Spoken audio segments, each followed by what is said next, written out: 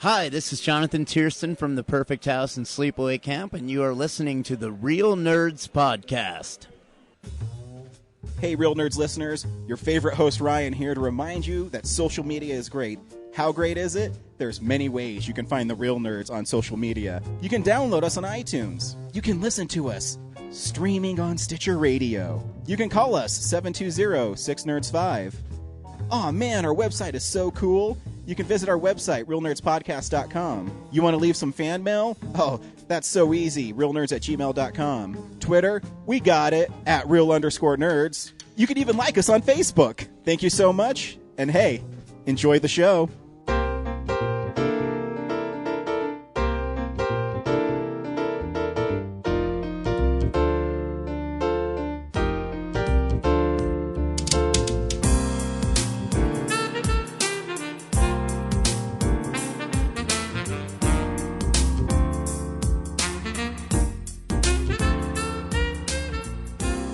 Welcome to Real Nerds Podcast, unofficially the official podcast of Denver Comic Con. I'm a host, James, and I am joined here by Brad. Brad, you're here. Hey, what's up? How you doing?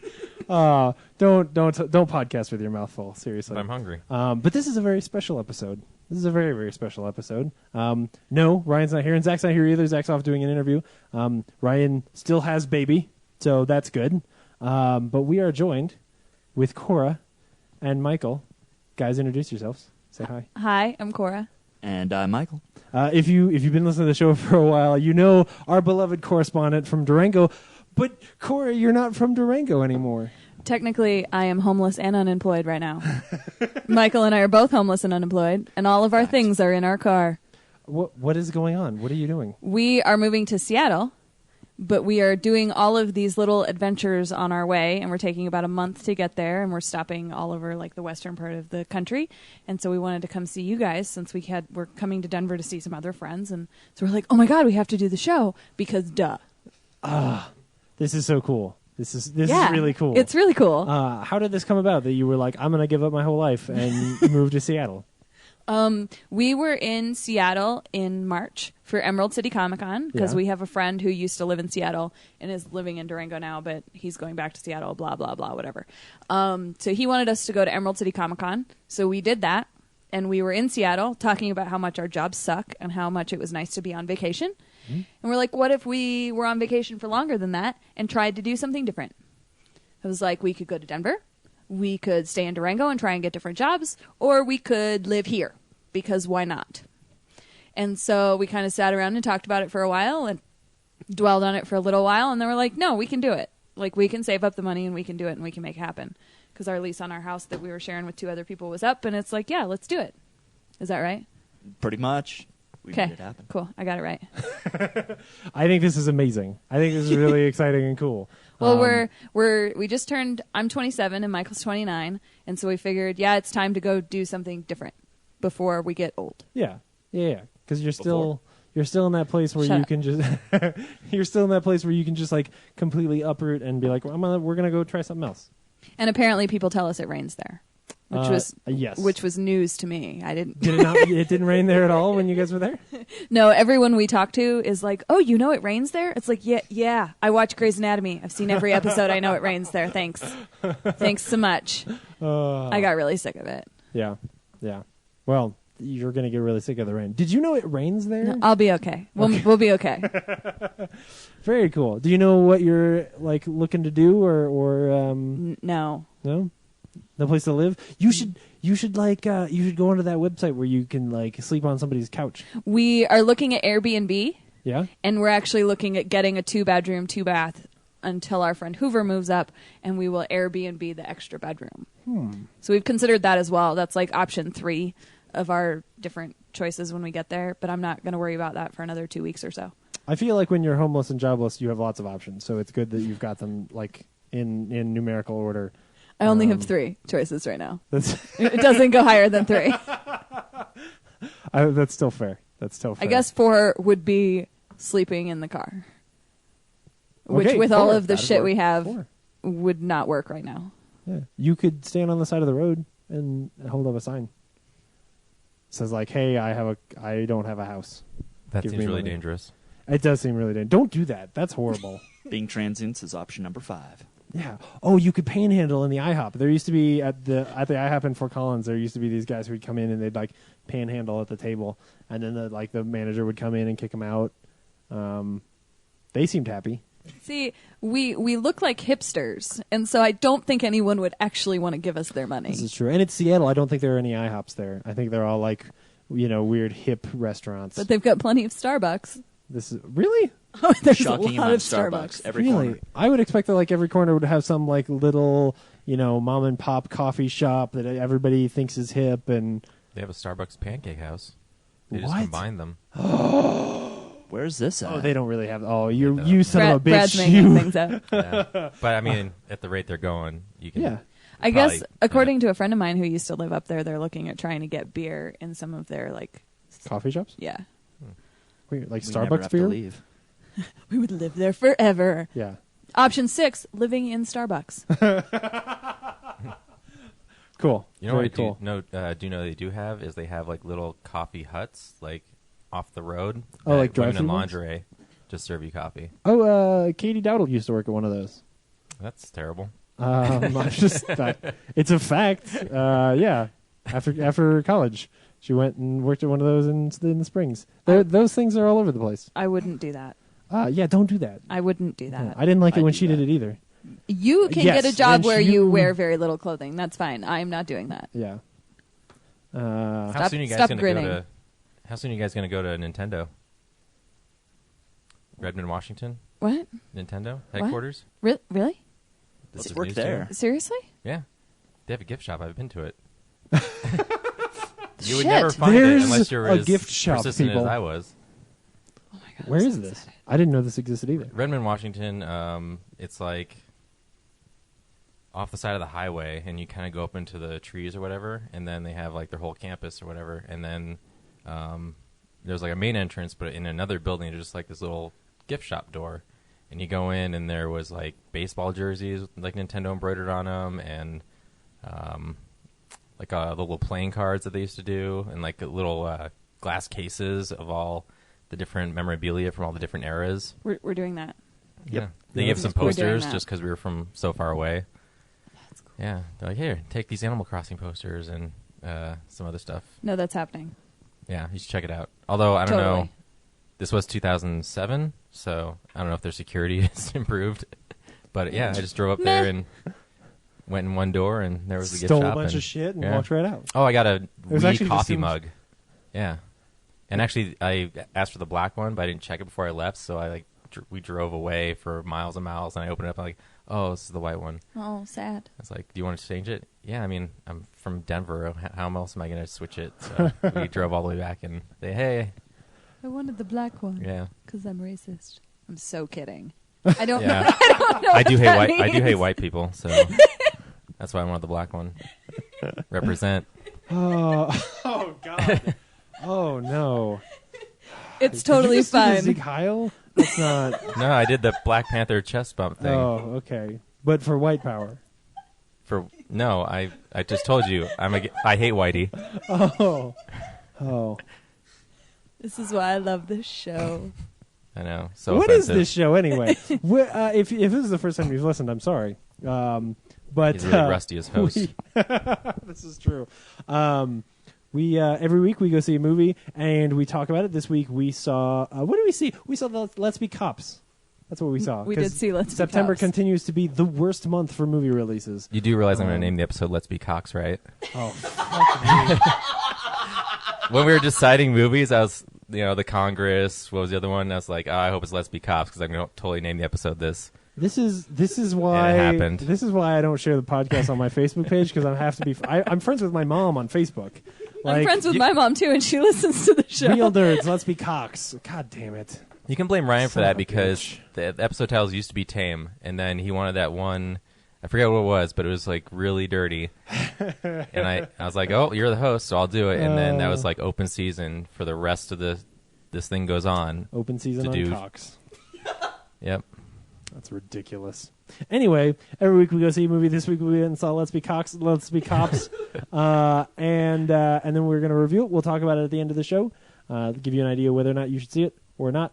or whatever. And then we'll play a trailer, and then we'll talk about it, open season, and talk spoilers and stuff, but it's a comedy, so it's hard to spoil it anyway. Except for one thing. There is a spoiler. So yeah, be careful on this one, because we have to talk about some stuff. We're also going to talk about movie news, and we're going to talk about DVD releases, and box office numbers, and what we've been watching, all kinds of stuff. So let's get into it. Cora, it's your show. Oh, okay. What do you want to do first? Actually, I have to. It's not your show. Sorry. That's okay. First, we have to do fan mail. Fan mail. This week we got an email from Randy. I got to read through real quick. Fresh off of his appearance last week. Fresh on off the of show. fresh off of his appearance last week. Didn't exist. Exactly. So it happens when I'm not here. Hey guys, Randy says. A few things need saying. Mr. Zach, you are doing a damn fine job hosting while Ryan is out. I do like your smoother, less aggressive greetings. Keep up the good work, sir. Mr. James, impeccable work as always. I do enjoy your opinions and interesting insights. Thank you. You often say the things I would were I there. Interesting. I wish Randy were here. Mr. Brad, what can one say about such a dedicated person that sacrifices so much sleep? Awesome job doing so much of everything behind the scenes, and surely even some of the upfront stuff, so that all of the Real Nerds fans don't have to miss a single moment. Thank you. Such thinly veiled sarcasm out of that. What? No, it wasn't. No, that was probably the way I was reading it. Randy He wrote totally it genuinely. sucked your dick, and he's but like, "Now there's Brad." I would argue that none of you actually read emails that well. I I know agree. we don't. In the No, we're tones fucking- of the people who send No, them. we're horrible. As Totally. somebody who writes a lot of emails, you should know that we do a very bad job of it. Meh. Lastly, sorry. I don't speak clearly in my emails, so it's fine. We don't read your emails very clearly. Lastly, I listened to and enjoyed very much the latest podcast. The guests were really good, and I look forward to another visit from them. I did have one bit of criticism I felt I had to share. The credits listed this Randy guy, but what a loser. He didn't say a single word the entire time.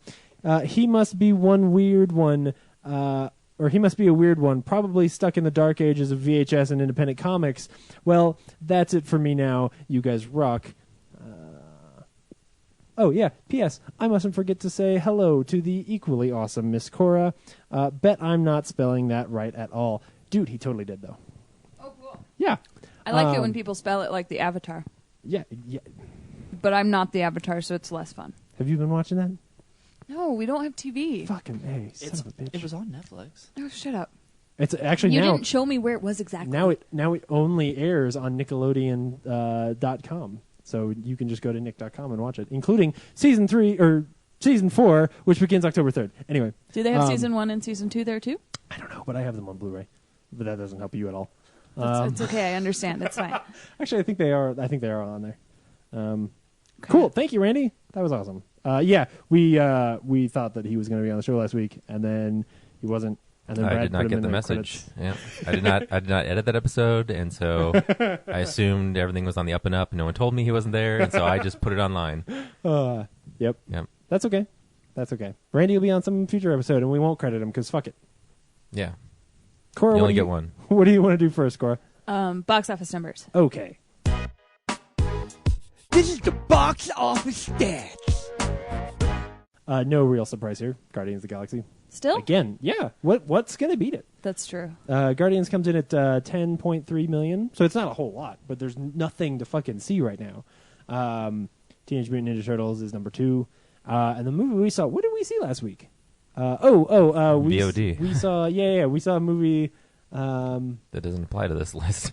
No, it might, because it is out. Like, Do they figure VOD into yep. box office stats? Well, no, It's because box office stats.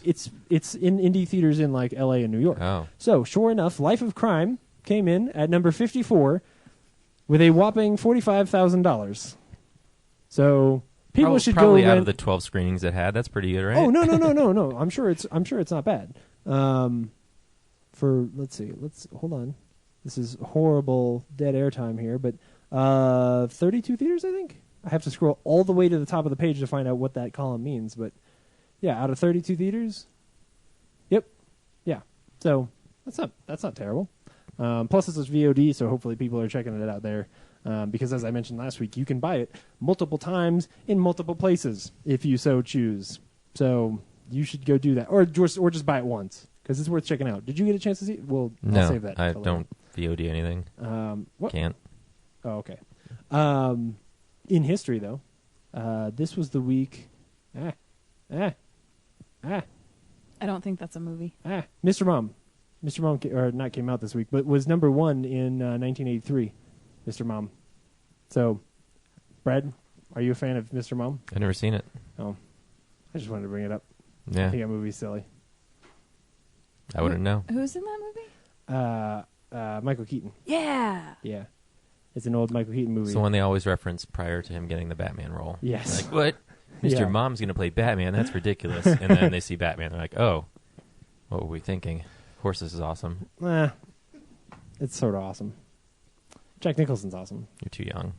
You're too young. You missed that summer, man. It was fantastic. You're right. I was 2. Cora, what are we doing next? DVD releases. Good, because that's what I have pulled up.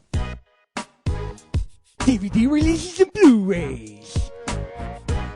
Another big week. Well, sort of. Finally. Yeah. Well, last week was big too.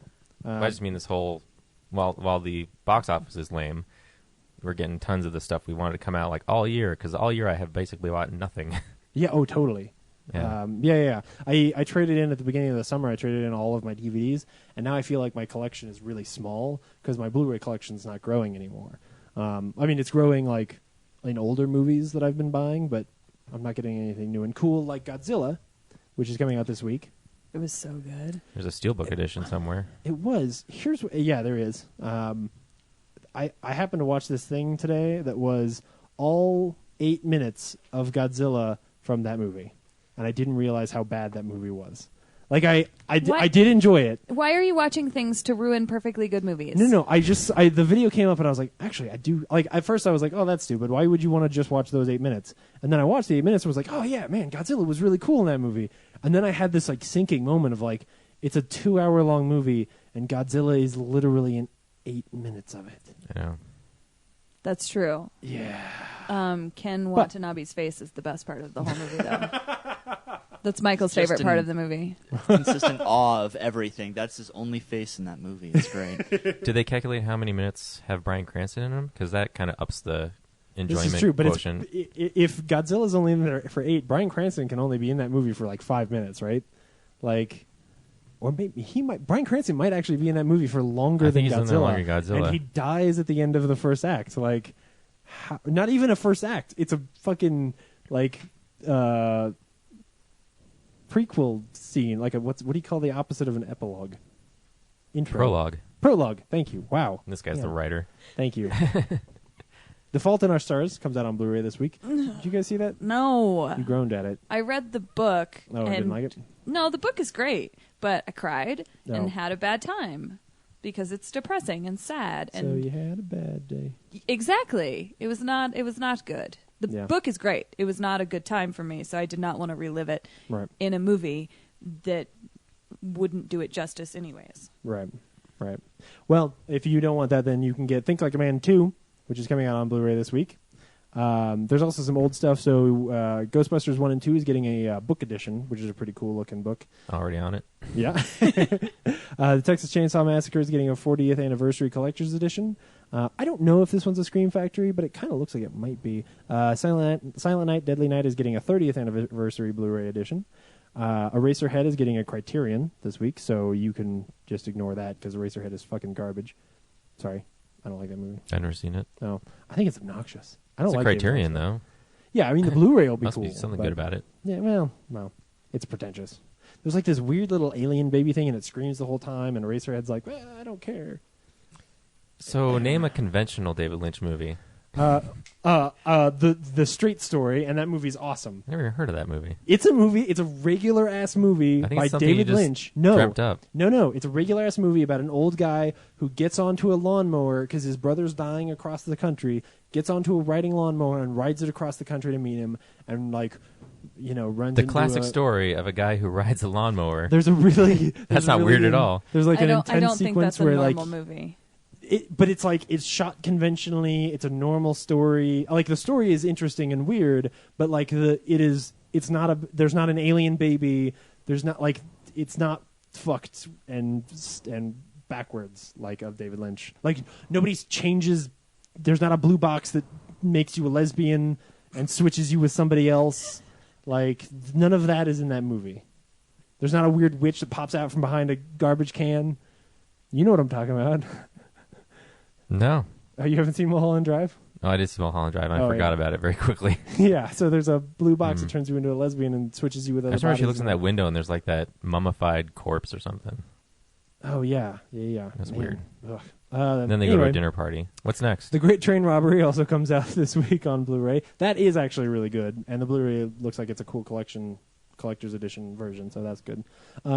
Actually, for some reason, Digital Bits has this on here again because they were wrong last week, so Hannibal Season 2 comes out this week instead. Hannibal is amazing. Thank you. And not that I made it, I'm glad that somebody else is watching that show. I didn't drive to Durango in the middle of the night one night because I saw an elk in the road. Oh, God. And it wasn't because I was afraid of animals. It's because that made me think of Hannibal, and I'm afraid of ghosts on Red Mountain Pass. And so I did not drive to Durango from Montrose in the middle of the night. That's an interesting chain of events. It was. And I was telling my friend Stephanie about it last night. She's like, no, that's because we totally saw ghosts that one time on Red Mountain Pass. And I'm like, I don't like to think about that. Oh man, I still want to. Well, I'll get. What have we been watching? Well, I'll get there. South Park season 17 comes out on Blu-ray this week. Arrow season 2, Grimm season 3, which I didn't know was still on TV. Sleepy Hollow season 1, which the fact that they call it season 1 means I guess that show got renewed, so that's weird. From Dusk Till Dawn season 1, so if you want to watch that show. Castle season 6, whatever. But the real reason you need to go buy some Blu-rays this week is that The Battery comes out this week on Blu-ray. If you don't remember us talking about this, we talked about it 2 years ago at our Telluride Horror Show episode. That's a great interview. Yeah, we were there like when that movie premiered, and it was awesome. The Battery is a fantastic little zombie movie that's really more of like a character drama than it is even a zombie movie. And they made it for $6,000, and it looks beautiful. You need to go buy this movie. It's only $15 on Amazon right now. Like, why you don't already have it? Plus, it is a Scream Factory release, so you know that it's going to be chock full of awesome shit. In fact, I already have seen like snippets of some of their making of documentary things that they've done. I don't even know how they got footage for this stuff because it's not like the guys had enough money to have like 2 cameras on set to film them doing. Well, I bet Christian probably filming just the movie. filmed all the between takes himself for too. sure. Oh, for sure. Yeah, I'm sure there's a whole lot of like B-roll and stuff like that. But yeah, I'm really excited. I, of course, pre-ordered mine forever ago. But if you haven't already done that, you need to go get this Blu-ray like now. The one thing that's missing from the Blu-ray though Is our interview. our interview. I know, seriously. So watch the movie and then listen to our interview. We and could have then, done a like, commentary track for it. seriously. Oh, that would be cool. That would be cool. That would've Yeah. been- yeah. We oh should. well. We still could. We Could could we? record a commentary and throw We it could, not yeah, on we the could Blu-ray. put it online. Yeah. Yeah, just put it online and be like, hey, this is us But talking you about fucked the up, Battery. Scream Factory. You fucked up big. We're coming for you now. Anyway, so like I said, yeah, July 19th. I ordered this like 2 months ago. I like that Amazon tells you. Because otherwise I would order 2 copies of things because I've done it before. Cool. So that's Blu-rays. Cora, what's next? What we've been watching? Okay. Yes? Yeah. Okay. So, yeah, this is the stuff we've been watching. Cora, what have you guys been watching? Okay, so we've been watching. We just finished American Horror Story Coven. Oh, yeah. Michael binge watched season 1 and season 2. Yeah. It's So amazing. the original and then Asylum. How did you feel about Coven? It was good. I actually really liked the way it ended. Mm-hmm. It didn't drive us through the season as well as the other 2 seasons do. Yeah. It's like when you start watching the other 2 seasons, you're following it so closely. We had other things come up when we were watching season 3 where we're like, no, we would rather watch these other things. Yeah. And so we didn't finish it right away. What were we watching? See, now I don't even remember what we were watching instead. That's stupid. A little bit. What were we watching? We've been watching Masters of Sex, so we have to start season 2 of Masters of Sex because that's great. I fell off of that. Is it still good? Michael came home, and I was watching it, and I had been watching it at a friend's house, and he comes home and he's like, "Are you watching porn?" And I said, "No, it's actually a really good show." No, it's HBO. And so I think he went and got a bottle of wine or something, and then he sat down with me and started watching the show, and I was like, "Do you want to watch the next one?" He's like, "Yes." And I was like, "Okay." Does it also have porn in it? No. It's HBO, Michael. Yeah, I still want to watch it. Is it HBO? Yeah. Yeah, it's HBO. Or no. It is. No, it's Showtime. It's Showtime. HBO. It's Is HBO. it HBO? Oh, okay. All right. It's Yeah, HBO. I thought so. We've been watching. There's a skit that I don't remember who did it, but it's a whole bunch of actors and they're talking about like, you know, these sex scenes that they're in, and they're telling their friends like, "Oh, I was in this show and I did this sex scene and it was all," and they're like, "Are you doing porn?" And then all of a sudden it's this montage of all of the actors going like, "No, it's HBO. It's okay." And then like That's awesome. Like the one guy was calling his parents and talking about like this gay sex scene that he did, and he's like, "No, it's HBO." And suddenly they become very proud and they're like, "Oh my gosh, that's great! You're on HBO." Oh, that's great. So that's why I was No, that's assuming that it great. was HBO. We started watching The Leftovers. So we've seen the first 4 episodes of The Leftovers, so we have the rest of that to watch. Is episode 4 the one about the priest? That's 3. Okay. So yeah. we've watched the episode after that one. That was the point at which it really had me. That episode to me Yeah. was just a really good, like, you could take that episode out and show it to somebody and they would probably still just like that story. Totally. We just caught up on Doctor Who, so we've watched all 3 episodes of Doctor Who. I haven't So seen far. any of it. How is the guy? It's a different take on the Doctor. Very it's different. a lot darker. Okay. They're not going for that happy-go-lucky Matt Smith. But they at all. started phasing out of that with Matt Smith at the end. Yeah. But anyways, we all have How different are the- opinions about the Doctor. How are the week-to-week episode like mysteries though? Like, are they fun to some Of degree? the episodic element of it? Yeah, like the story. Not necessarily the Doctor, but like the mysteries or the aliens or the monsters or whatever. Have they been fun? No, I like the first one, The except second one was really good. the second one, the one with the Daleks. Yeah, Yeah, that one was that really was really good. And then the Cool. third one has Robin Hood in it, so that was fun. Okay, all right. That's what I want. I want them to get back to a place where the stories they're telling are fun week to week, rather than like them being obsessed over all this overarching. You know. Yes, we know you hate River Song. It's fine. Thank you. I don't, but I She's understand. the I fucking respect worst. that you do. Yeah. Well, because people come from, the Russell T Davies universe where I started watching it Yeah. with Matt Smith. So I started watching Matt Smith and then went back and was watching David Tennant and couldn't handle Martha. And so I never saw the Donna season. And so that's my fault in Doctor Who, is that I haven't seen the season Donna with seasons. Donna, which I guess is what really, at least our friend Hoover is really like, no, this is what was going on with Donna, and then they completely fucked it all up when they brought Amy in, and then they brought Claire in. Even and, Amy is good too. Like it's not the companions. It's that when Stephen Moffat took over that show, Stephen Moffat is really good at the little stories. Yeah. He's really bad at the big ones. Yeah. And so the problem is that as the show has gone on, he doesn't know that. Like either I don't think anyone is telling him that like his big stories are fucking horrible. And so the big stories become more and more and more a part of the show. Right. Until like in those last few seasons with Amy and Rory, it became the what's going to happen to Amy and Rory show instead of the this week Doctor Who is on an asteroid with the devil inside of it, because who the fuck cares? Like, we just do weird shit in space. Like, that's the show I want. which was probably why I liked it so much, is Yeah. because I love the story between Amy and Rory. Like, and that's what I really enjoyed about the show, and how the Doctor plays into that. Yeah. So, I mean, Like, I like what they're doing so far, but it definitely harkens back to an earlier feel, I guess. Yeah. Okay. Did they have a thing? I was fixing the computer. Did they have a thing at the end that was like the other things at the other ends of the 2 episodes? At the end of the 3rd one? No, I don't think so. I didn't see anything. They may be starting a common big storyline. I'm sure they are. That actually seems really interesting. So we'll see what happens with that. Cool. But it doesn't. I guess it wasn't in the 3rd episode.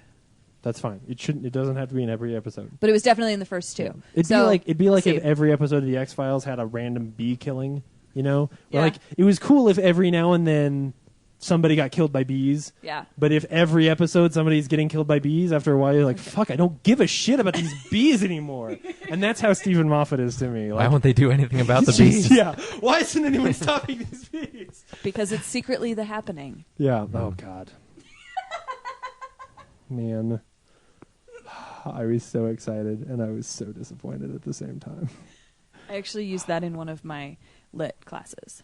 I made a big deal out of the release of that movie. Have I told this story before?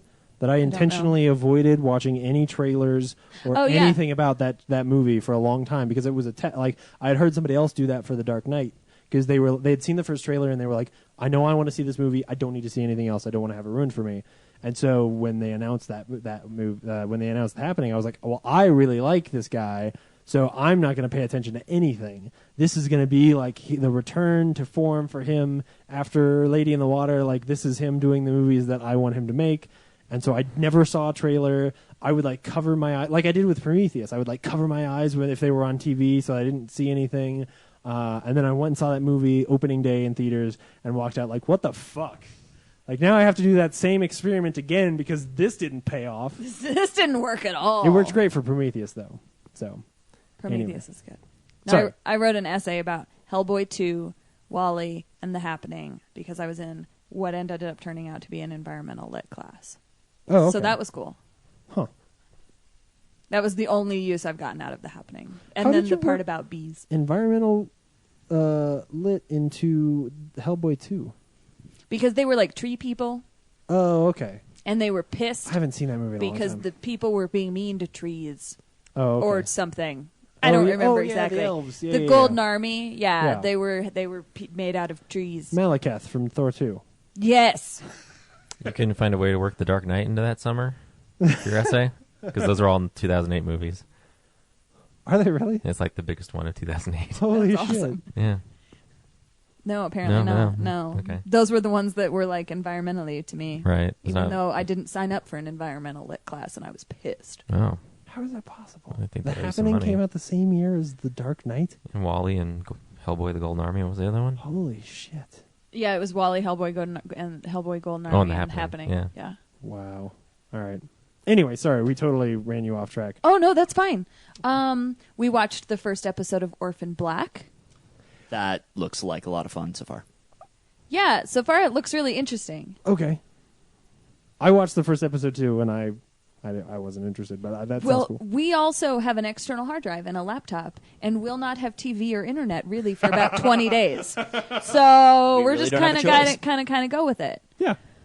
Cool. What else? I feel like there was something else that we've been watching, and I don't remember what it is now. I've been watching Batman Beyond. You've been Hell watching yeah. Batman. Batman Beyond is fantastic. It is. I really like that show. Besides my binge watching of Parenthood, which according to Michael is Modern Family but not funny, and the people create their own drama, which is true. Oh, so it's like Everybody Loves Raymond. Sure. Oh, which is funny because Ray Romano's in it. Oh. It later. Is it funny? No, Because Ray Romano's he's not in it? funny in the show. And I watched it because I loved Gilmore Girls. And my mom and I used to watch Gilmore Girls together. And then my mom's like, oh, Lauren Graham's got this new show, and so I'm going to watch it. And I had watched the first season. And we would like talk about it on the phone and shit. And then I was like, nope, I don't have cable. I don't care. And then she was talking about it. And I'm like, well, shit, I don't have anything else to watch while I have to go through all my stuff and pack. So why not? Yeah. Because it's all on Netflix. House of Cards and Orange is the New Black. Those are the two things we watched. That's right. Those were both fantastic. That's what it was. I haven't watched Orange is the New Black yet. It's on my list. Watch it. Is it great? It's Yeah. fantastic. Yeah, it's great. I'm glad that they are actually making good things. I was always afraid that like Netflix stuff would end up sort of seeming half-assed. Like, because I watched Lilyhammer and like it was okay, but I never fell in love with it, and so I was afraid that all their shows were going to be like Lilyhammer. So Well, and Michael, House of Cards was really refreshing. he really wants to watch Hemlock Grove now. Oh yeah. I just saw the previews for season 2, and I tried to watch season 1, the first 2 episodes, and it just didn't do anything for me. But after seeing the previews for season 2, I'm really intrigued. Is it I'll like give True another Blood? shot. Is it like a really sort of dark, you know? Oh, or and have you never I seen finished True Blood. I watched Oh. all of True Blood. Is that show was the like other over thing. now? It's over now. Okay. Did it ever get good again? No. It's interesting, and I like the characters. Yeah. I have a friend who's really has strong opinions about things, Yeah. which is fine. I texted him when I finished watching it. He's like, okay, when you have time, we have to talk about this. And I told him, I was like, I kind of liked it because I didn't really give a shit about Sookie and Bill anymore. Yeah. And I just really cared about her friends and what happens with her friends. And all of her friends had cool stuff, really happy things happen. Oh, so good. I was good with that. I adore the second season of that show. Oh shoot, what's the name of the guy who makes that show? I don't know. I can't remember. Anyway, he also made 6 Feet Under, and the first season of 6 Feet Under is one of the best seasons of television I've ever seen, and I hate the rest of that show. Really? Like, I I've don't always know- wanted to watch more of it. I think I've gotten through season 2. Yeah, literally, he jumps forward in time at the beginning of season 2, and all the choices the characters made while we weren't watching are all choices that I think they wouldn't have made.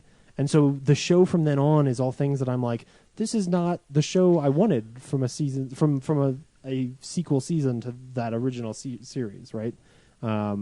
It's too bad, but at the same time, when I watched the finale, I like cried Sure. my eyes out because it's amazing. We also need to watch Dexter. Yes. Because the mom is in American Horror Story, Peter Krause is on Parenthood, and then Michael C. Hall is in Dexter. Oh yeah, All of those people went on to do amazing things. this is true. Yeah, most of them better than 6 Feet Under. Yeah. But yeah, that's cool. So Hemlock Grove, I don't know, it looks really weird. Yeah, It's about like a family or something who, I don't know. I think Weird- they're I'm not sure. werewolves. weird stuff happens. There's werewolves in there. I got that in episode 1, but I'm not sure what else is going on. I I don't know got either. rather confused rather quickly, and I just lost interest. We'll be I'll give it watching. another shot. We've got some interesting shows to watch over the next, few weeks. So, Cool. like The Strain, we have all of Agents of Shield. What else? They gave us other things. Longmire, Oh yeah, which I watched the first half of that first season and wasn't really too. I don't like it because it's got Enthralled. Starbuck in it from Battlestar Galactica. I've never watched it. I just choose not to like it because it's got her in it. Oh, and Helix. We've heard that Helix is really good. Oh yeah, cool. So I don't know. We'll see. Let us know. I'll let you yeah, know. Yeah. As you guys pour through some of that stuff, let us know which ones are good. Okay. Cool. Brad, you've been gone a couple of weeks. What have you been watching? I don't remember where I left off. I don't either. It's not my job to know what you've talked about. I thought maybe you remember, but I know every time I talk about what I watch, it leaves an impression. Okay. Oddly enough, I watched the first episode of the new season of Doctor Who Really? What? in the Why? theater. What? Cool. My What friend theater? Roger is a Doctor Who fan, and he was in town from the Navy, and he wanted to go watch it, so I went and watched it with him. No idea what was going on. Do you Completely lost. do you even know the premise of what the Doctor is? I know or- the Doctor. He has the TARDIS, which is the time and dimensions in Time and relative dimensions dimensions in space. Yeah.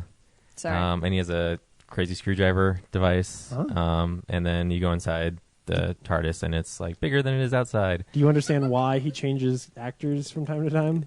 He regenerates. Because that's an important. Because this is the first episode of a new Doctor, so if you didn't understand that, I felt like Yeah. that would be weird. Why is this glowing man turning into something else? That's bizarre. He actually He's never supposed to be glows glowing. in the first Oh, and episode. in this one? Oh, okay. Wow. Yeah, there's this lizard lady, and she's got 2 friends. One's this little short guy who's a military guy, and I think they're the comic relief. And then the Doctor has this companion who's cute, but there's this part, I guess, that she was in love with the previous Doctor in some, they maybe had a relationship, and then they spend a crazy amount of time with her trying to wrestle with the fact that he doesn't look like himself anymore, even though she should understand that he is still the same guy on the inside. I don't know. This is a wonderful sort of analysis of that episode. Yeah. In all honesty, it's actually a fair assessment. Yeah, am I getting it? Yeah. It's so bizarre. And then they spend 10 minutes on the beach when he shows up, and he's just kind of running back and forth trying to figure out who he is still. And it's isn't this the 12th time he's done this? Shouldn't he be able to get over this pretty quick? And then he goes and finds a hobo who tries to explain who he is. Yeah. He does. He screams at a hobo for a while. It was kind of weird. The first episode, in the end, the overarching story, because it's almost 2 hours, was good. But no, some weird stuff happens. Yeah, and when then as soon as he's done got his talking new to face. Hobo, like he shows up later and he's like completely 100% like who he needs to be. Like he's completely. Like he figured it out. Yeah. Like all of a sudden he's like, "Oh, now I'm the doctor. Let's have some fun." But it's like 2 minutes after this scene where he's completely lost and like about to have an emotional breakdown or mental breakdown. maybe the hobo Yeah. was him in a previous life. Maybe I don't know. Maybe it was there to like tell him who he was. Yeah, and then they find these clockwork people. Cool. You mean like the bad guy in Hellboy 1? You know, where he like winds up his heart and then he cuts you in half with his swords? I can't remember if I've seen any of the Hellboy movies actually. Oh, man. You know what I'm talking about, right? The bad Yeah. guy in Hellboy 1 that like, he's not like that, is he? It looks like They're something not out of the like Wild that. Wild West. Yeah, it's more Oh. of like That's not the kind of clockwork people I wanted. a man who was slowly replacing all of his parts as he died with robotic parts, except it's the opposite. So it's a robot that's trying to be human. Oh, okay. I was So going to say, they're because the first thing harvesting you human described parts. is exactly Yeah. like Hellboy 1. But he's also creating other ones too. Yeah, and he's harvesting bodies and making more robots. Oh. Or is at least what I got More from what they robots were or doing. more people who used to be robots? No, there are definitely people who are turning into robots. So he's They look like so people, he's turning but they're him just into robots. people, but he's turning other people into robots? He's not turning people. It's He's they're turning half the robot, robots half into people. Yeah, he's turning the robots into people. It didn't feel like it was okay. ever really clear where the robots came from. They were from a Somewhere. long, I long think time he's ago. like 3,000 years old or something. Yeah. Yeah, they're supposed to be really old, but that didn't seem like a very good explanation. Were they from space? Did they just happen to be robots before dinosaurs for no apparent reason? Well, It no. just didn't- They say that they're really old just so they can explain like why they move like an 80s robot. Like, you know, like walking. You can't see this because it's a podcast, you know, but like their elbows don't move, right? James Like is they're doing the like, robot dance. They're like G.I. Joe robots, I assume, right? So that's why they say Yeah. first they have to They say act it. like the Borg, you know. Yeah. Ooh, yeah. You can walk by them and they won't notice, but as soon as you like get aggressive or something, or oh no, you breathe. Yeah, As it's soon as you're breathing. That's what it is. Yeah. Oh. Then they recognize you and then they go after you. But the weird thing was like I thought the doctor's like this crazy intelligent, like he has clever schemes to solve anything. No, he convinces this guy to kill himself. He convinces the robot to commit suicide out of like a balloon. Well, we still a don't know balloon if made he, out of skin. we don't know if the doctor Pushed pushed him, or convinced him to commit suicide. We're still I didn't get unsure. the They push cut thing. away when that happened. Huh. I missed that. I thought you just convinced him to jump out of it. The guy was It's like, building a hot you air will balloon out never of be flesh? what you are. Yes. Yeah, it's gross. Oh, fuck, that's cool. Yeah, and then he ends up in like another dimension with this other lady who. Yep. Yeah, we're not gonna. That's the Think of it like Sliders. Like at the end of every episode, it's just like, let's go somewhere else.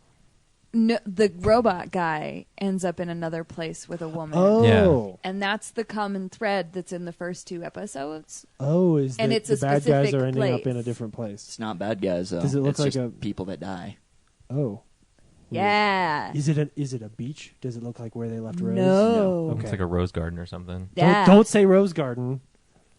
Because I'm trying to figure out whether or not they're going to the same place Rose still is. Well, it looks like there's the episode where Amy gets lost. Okay. And there's a and she's in a garden. Oh, okay. It looks like that. Oh, like okay. that's the first thing I thought of. Oh, okay. But then there's this woman who says that she is the doctor's girlfriend, Fucking A. who's not someone we've ever seen before. Great. So Another one. it's- You know yeah, what? The it's doctor really doesn't need weird. women in his life. Right? He just needs all male companions from now on. So How about, I think That he was a should have very a good male companion assessment. for a little while. Yeah, I got Brad, it. that was a very good All right. assessment because it was very kind of like, Not all the episodes are batshit like that. Oh no, they're all weird. yeah, they're all weird. Yeah. The But thing the- I referenced earlier about like, oh, he's on an asteroid and the devil's inside of it. It's a 2-parter episode. Yep. They spend 2 episodes on there's a devil inside this asteroid. Hmm. There's one episode they're just stuck in traffic. I remember Oh. that. They're And stuck in that's- traffic in the future. That is the last episode with Martha that I watched That's fair because that's a because bad I don't even episode. think I finished that episode. Yeah, it's a bad episode, but they really are. They're stuck in space traffic the whole episode. It's awesome. So I always thought about Doctor Who as being like just kind of this alternative to Star Trek or something. No, Not even close. no, because Star Trek is like really heady, big stuff. Old Doctor Who is really just like a fun, weird, you know. It was supposed to be it's a like, kids show. Well, it's like Original. pulp sci-fi.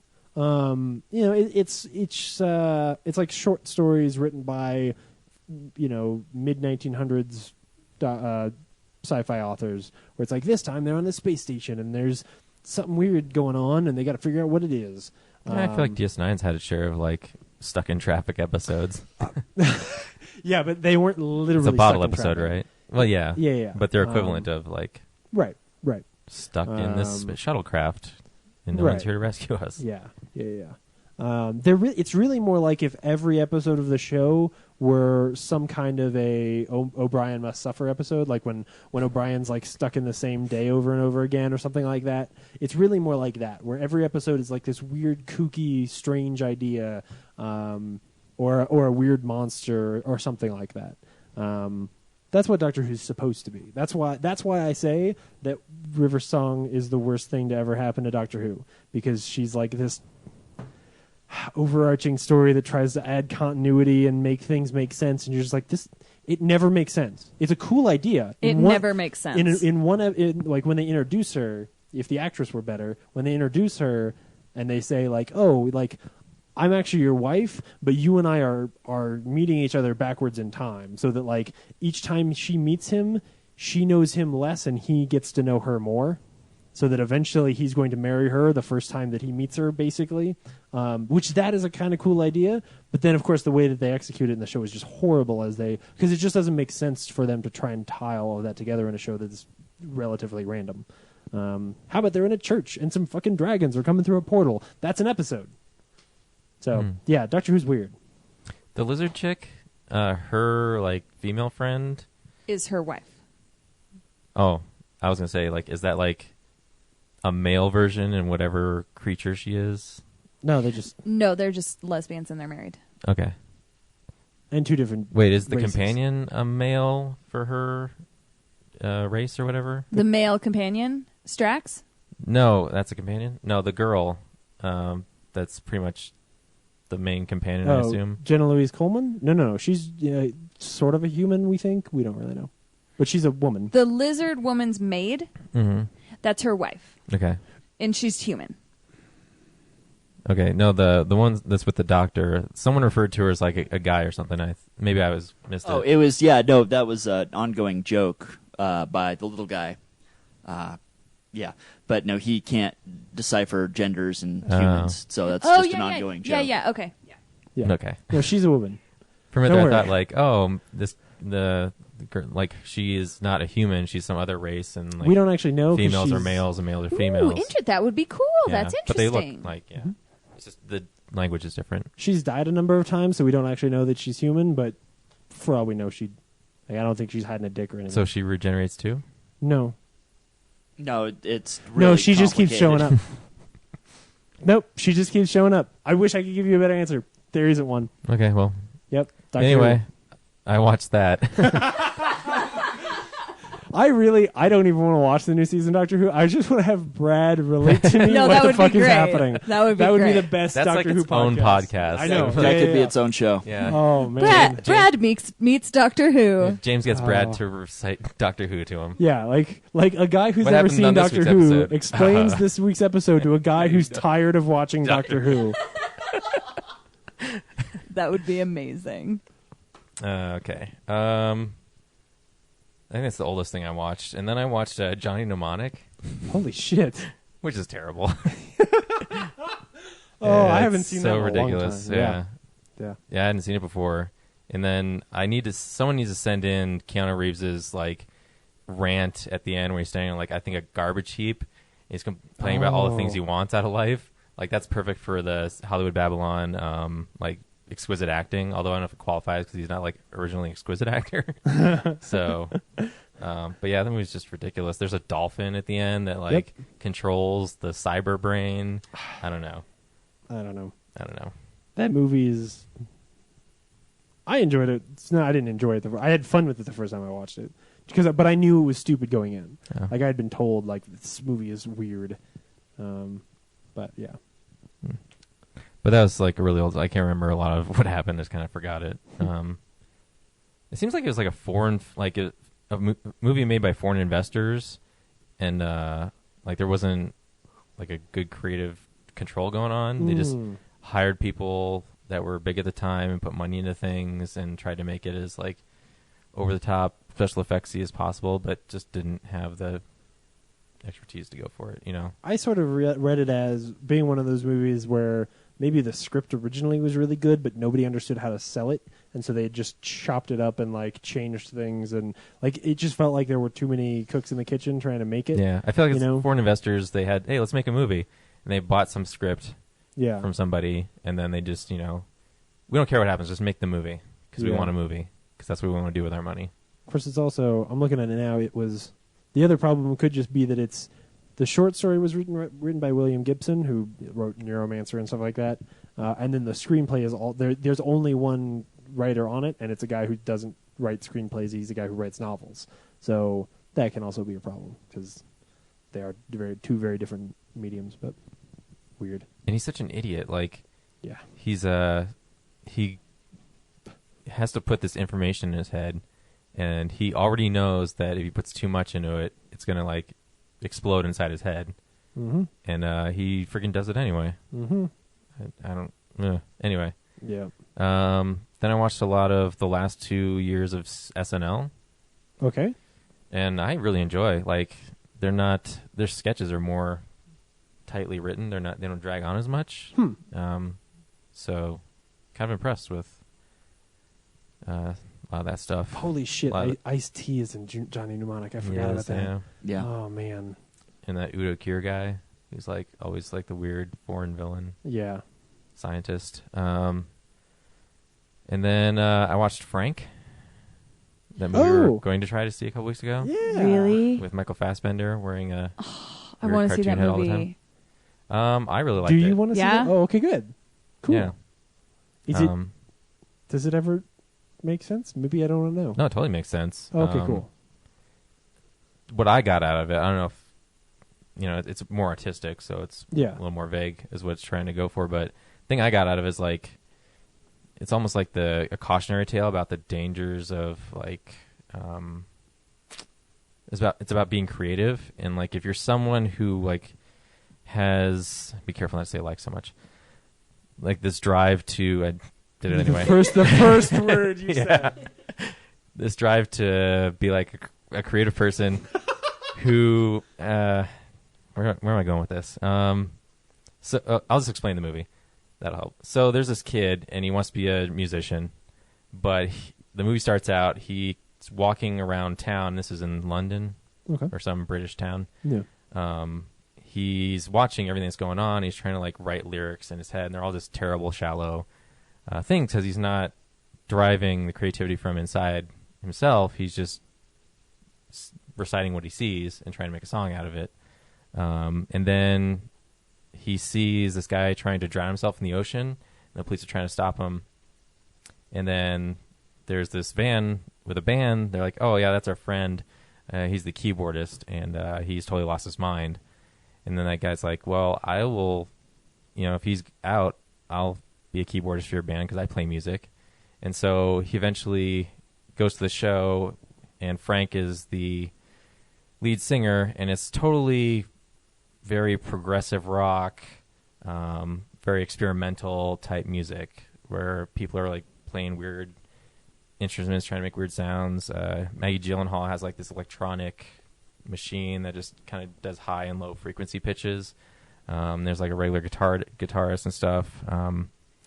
So after that show fails because it's so weird, people don't show up for their stuff, Frank decides, okay, we're going to make our album to get noticed. And they go on a retreat in the woods to make this album.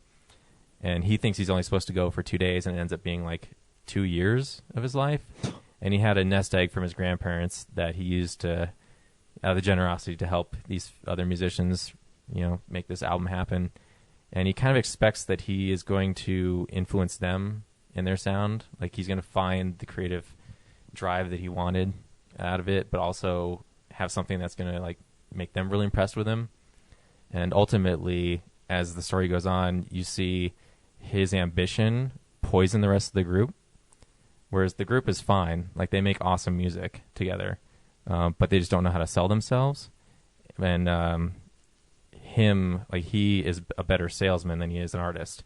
So basically, after another band member kills themselves, because all these people are messed up in the head, they all have mental illnesses. They don't specifically say, but they're just really weird, and they have trouble dealing with their lives. So this kid who involves himself in the band, he gets them a gig at South by Southwest, convinces them to leave England and go to Texas, and it gets really disgusting how much this kid is trying to use them to further his ambition as a musician, to the point where the rest of the band leaves, and it's just Frank and him, and they finally get on stage, and it's like this. Oh, I was just enraged watching this kid take over the show. And Frank has trouble, like, performing in front of people. So he finally gets on stage, and then the kid just starts playing his own song. And Frank's just standing there, terrified of this crowd, and he just collapses. And the kid just keeps trying to get him up in front of different crowds and stuff. And then finally, like, they split apart, and, yeah. It's up to him, and you find out why Frank is wearing this mask the whole time. Okay, that's what I was going to get to. Like, at no point yet had you said, also Frank wears a giant fake head. I thought I did. No, he wears a giant fake head with, like, painted on eyes and stuff. And it's amazing how emotive it is with Michael Fassbender. He's not even doing his own voice. He's doing, like, this weird Texas or Southern accent. Huh. So it's like, I'm not even sure Michael Fassbender is under here until eventually the mask comes off. And he's been wearing it so long, he's got, like, scars in his head, because he literally never takes it off. There's one point where they're in the cabin, and his room's open, and the kid sneaks in. He sees the mask on the floor. It's like, oh, I hear him in the shower. I should go sneak a peek to see what this guy really looks like, because he's constantly asking other bandmates, like, about Frank, trying to get to know what's on the mask. And then he peeks in on the shower, and then he's in the shower with the mask on, but he's got a plastic bag over it. It's like, hey, what's up? That's great. Yeah, it's cool. And then, yeah, after he breaks up the band, it's up to him to, like, well, I guess I can say it. Frank ran away all the way back to Kansas, where he's from. And when the kid meets his family, you realize that they all have big heads. One of the things the kid felt like he couldn't write good music is because he hadn't endured any hardships in his upbringing. Like, he had a totally okay family unit. Yeah. Nothing wrong. So he assumed that people who are damaged, like, make better creative stuff. Right. And when he sees Frank's parents, like, he's like, so what happened to him? Like, what was wrong with his life? Like, what did you guys do to him? Was there anything at school that happened to him? He's like, no, Frank he's just mentally ill. Like, it's just something in his physiology that makes him this way. We were good to him and everything, and you see that his household's fine. So it's not that the creativity comes from, like, a place of damage. It's like some people naturally just see the world differently. Mm-hmm. So, yeah, that's what I enjoyed. Cool. That sounds cool, really cool. awesome. Yeah. Takes a while to kind of get there, but yeah, there's some interesting stuff that goes on. Neat. Cool. And Maggie Gyllenhaal busts his balls all the time because she sees him and what he's going to do, like poison the group. And, yeah, I thought she was crazy at first. Like, no, this kid's going to be okay. And then once Southwest happens, I'm like, oh, this kid's a piece of shit. He really is. She was right. So, cool. Hopefully I didn't spoil too much. Oh, and then the last thing I saw, which was odd, but that's the beauty of Netflix, is I watched Crocodile Dundee. The first one? And the second one. Yeah! Nice. I love these Yeah. movies. Tell me why you... Do you love them? I love these movies. Tell me why you hated this movie. I think they're terrible. Yeah. I think they are terrible. Yes, I think but they're great. amazing. They're amazing. How are they amazing? I was so bored. The climax of the first one is Crocodile Dundee gets all butthurt and then goes to the subway to run out of town, and the girl, like, has to come convince him to come back to her, and he steps over the heads of all the people crammed in the subway, which I've been to New York. I don't think it's ever been that crowded, even though it's crowded. And, that's the... Yeah. It's really just a romantic comedy. It's a vehicle for Paul Hogan. It wasn't a very fast vehicle. Let's be fair. It wasn't. It was a vehicle to other so movies. exotic to people in the 80s that... Yes. Jesus Christ. Yes. In that movie, you have to take it And at everyone its in time. Australia apparently still looks like they live in the 80s. That's they? a movie. It's a movie where a guy from Australia who we see in a car earlier in the movie comes to New York, and when he sees cars, goes, "Oh, what is this? What is this car?" It's like almost gets run over in the street. It's an 'cause he hour and a doesn't half of understand fish them. out of water jokes. Yes. Not even jokes, because they're not that funny. It's just like, Yeah. this is how I respond weirdly to this thing over and over and over again. Yeah. So what if you then took that character, put him back in Australia, and he had to fight drug dealers? I know. That's the second one. It's So awesome. the first one is he's on Australia. He goes to New York. The second one, he's in New York, and then he goes back to Australia. Yes. And they're split evenly in half Yes. each time. And they have to like sneak into that rich guy's house. And no matter And how like the gang, because dangerous- New York gangs are really good at like intimidating animals, and so they like hide in the trees and make weird noises and throw rocks at guys. and no matter how dangerous the bad guys are to threatening your life, I love those he bad guys. still will not shoot them. He Yep. will find He's ways like- to just capture them and he's then like talk them Batman. out of He's being like bad Batman. guys. Yeah.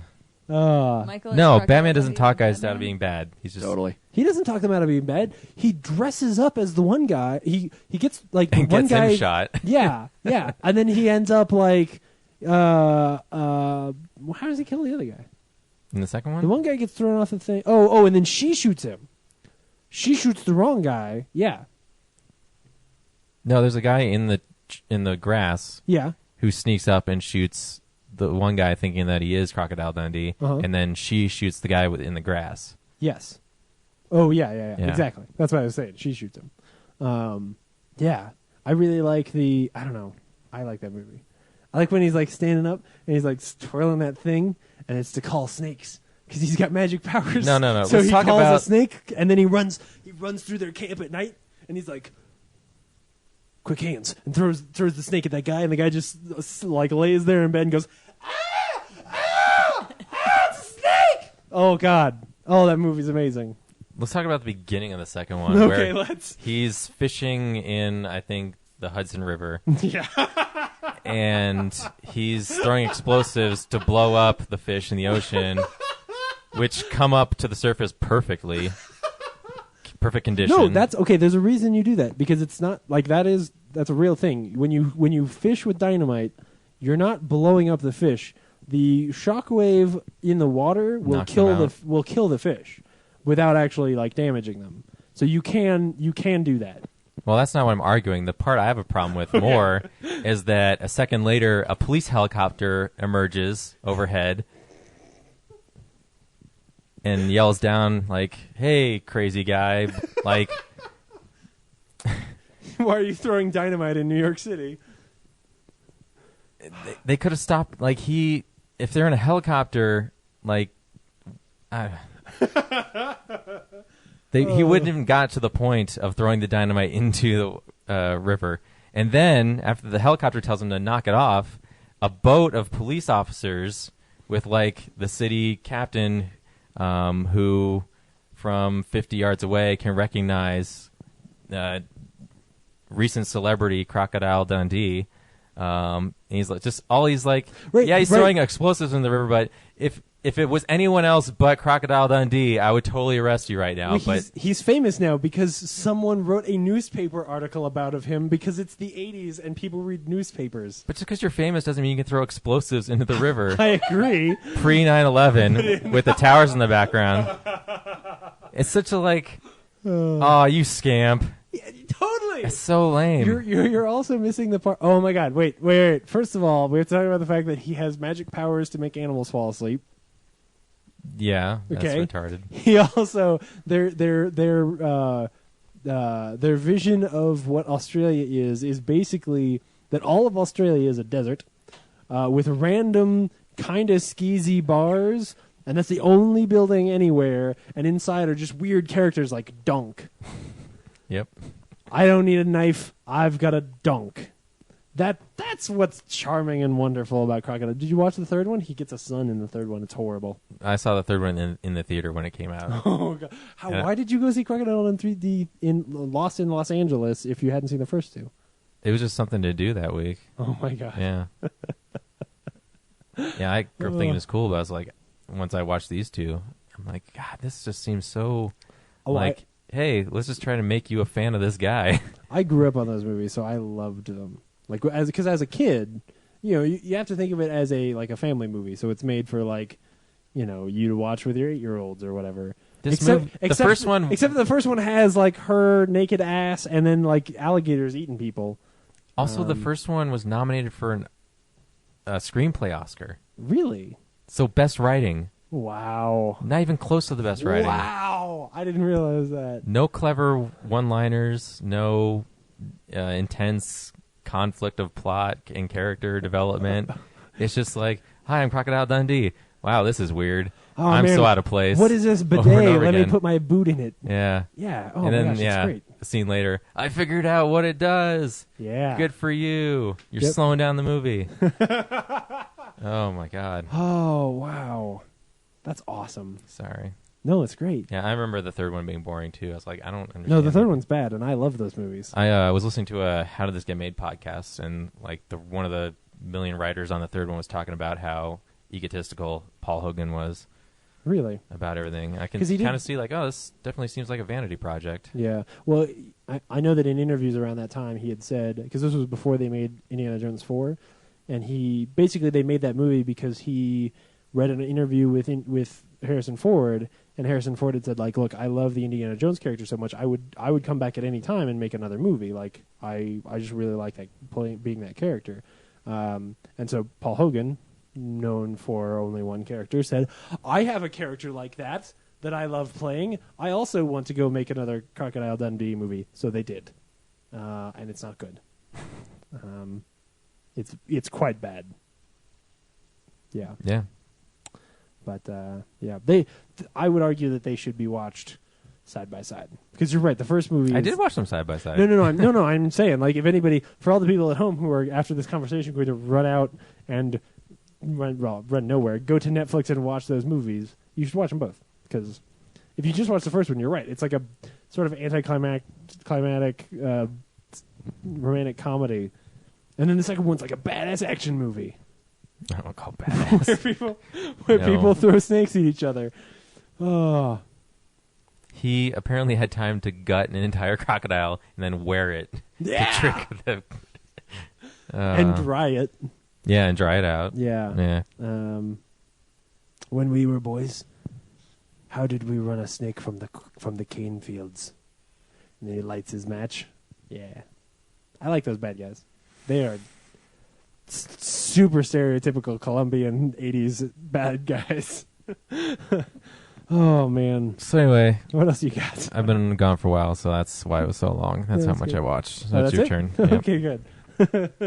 Well, I don't have much. Destiny came out this week. I've been playing a lot of Destiny, and it's pretty good. But I did this morning. I woke up and I was like, I want to watch something while I get some stuff done. And we've been talking this has been mentioned many times, and people keep saying hey, you guys should watch this thing. And so it's on Netflix. So I was like, all right, I'm gonna pop in some Supernatural and watch the beginning of Supernatural. And so I've seen now 2.5 or so episodes. That show is good. It's, and not just because the main people are kind of handsome, which I always imagine that was a big part of why people watch that show. But it has moments when the acting and the writing are a little bit flat, but it's also the first 2 episodes of a very TV show. But I kind of okay, so it's produced by McG. The story here is, which I have to mention because I like McG and think he's underrated. And the story here is that it starts off and the guy who plays the comedian, there's this really cool and well choreographed sequence at the beginning where there's this family and they've got a baby and a son, and they're putting the baby to sleep, and the mother wakes up and she's running around the house having these weird hallucinations where she thinks that someone is in the house stealing their baby. And what ends up happening is that anyway, so we hear her scream, and then the husband downstairs wakes up and runs upstairs, and she's creepily weird and possessed on the ceiling, and then she bursts into flames, and he grabs the kids and runs out of the house, and that is the beginning. So this whole, what's cool about it is that you think that either something weird is happening with the dad or something weird is happening with the baby. And what is actually happening, and this is spoilers for the first episode, but what is actually happening in that sequence is that like she is somehow possessed or having these weird visions, or someone is attacking her in a supernatural way. And it's shot really cool. And then the actual show, you skip forward like 22 years or however long it takes for those guys to grow abs, and they one of them is like at Stanford, he's going to go to school and be a lawyer, but the other son is a tough guy now, and he likes hunting down supernatural shit. And then like the one guy, his girlfriend gets killed, and so now they're like on the road trying to find their dad because their dad's gone missing. In the same way as his mother. Oh yeah. So the girlfriend also like weird possessed, like on the ceiling, like, and then she like bursts into flames. And so they're, tracking down this thing. And then the second episode, they're like fighting a Wendigo or some shit. I think that they're drawing a good line as far as how much time they spend on explaining the monsters or explaining the mystery. Whereas like a show like Grimm that I ended up not liking very much because they spend most of the show trying to explain to you why, like what the rules of the monster are. This one's like, no, man, people ate people a long time ago, and they ate so many people, they turned into Wendigos. Let's go kill this motherfucker. And like that becomes the episode. What is actually the first episode mystery is like this, string of, I guess it is supposedly like a common, at least in the show, I don't mean in the real world. It's like this common haunting of like women who find out that their husbands are cheating, go insane for a second and kill their children, and then kill themselves. They then start to haunt, and the way the line of dialogue is really kind of cleverly written, where or at least they run through the exposition fast enough that it doesn't bother you. That he says like, and they tend to like haunt, creeks and back roads and things like that, which is very convenient for like a horror movie trope. But just the way that they address this stuff, that is basically the commonalities of a lot of kind of schlocky horror movies. They address it as if it's just like, well, that's just the way it happens, and they just sort of let that logic kind of flow. It works, surprisingly. And so when they said that, I was like, okay, cool. Yeah, like, I don't know, some ghosts and some shit. And then the way that they fight her and defeat that character is neat. There are scenes of like exposition between the characters where they're like, one of them is angsty about trying to find his dad, and the other one's like, no, man, this is our life. Like, we fight ghosts and shit. Some of that dialogue can fall really flat. But so far, I've really kind of liked it. So when I was saying earlier about like, I haven't binge watched a show in a while, I kind of want to binge watch this show, and I'm only 2 episodes in. It's the middle of the afternoon. We're almost done with the show. I really want to be done with this episode so I can go watch some Supernatural, which is weird.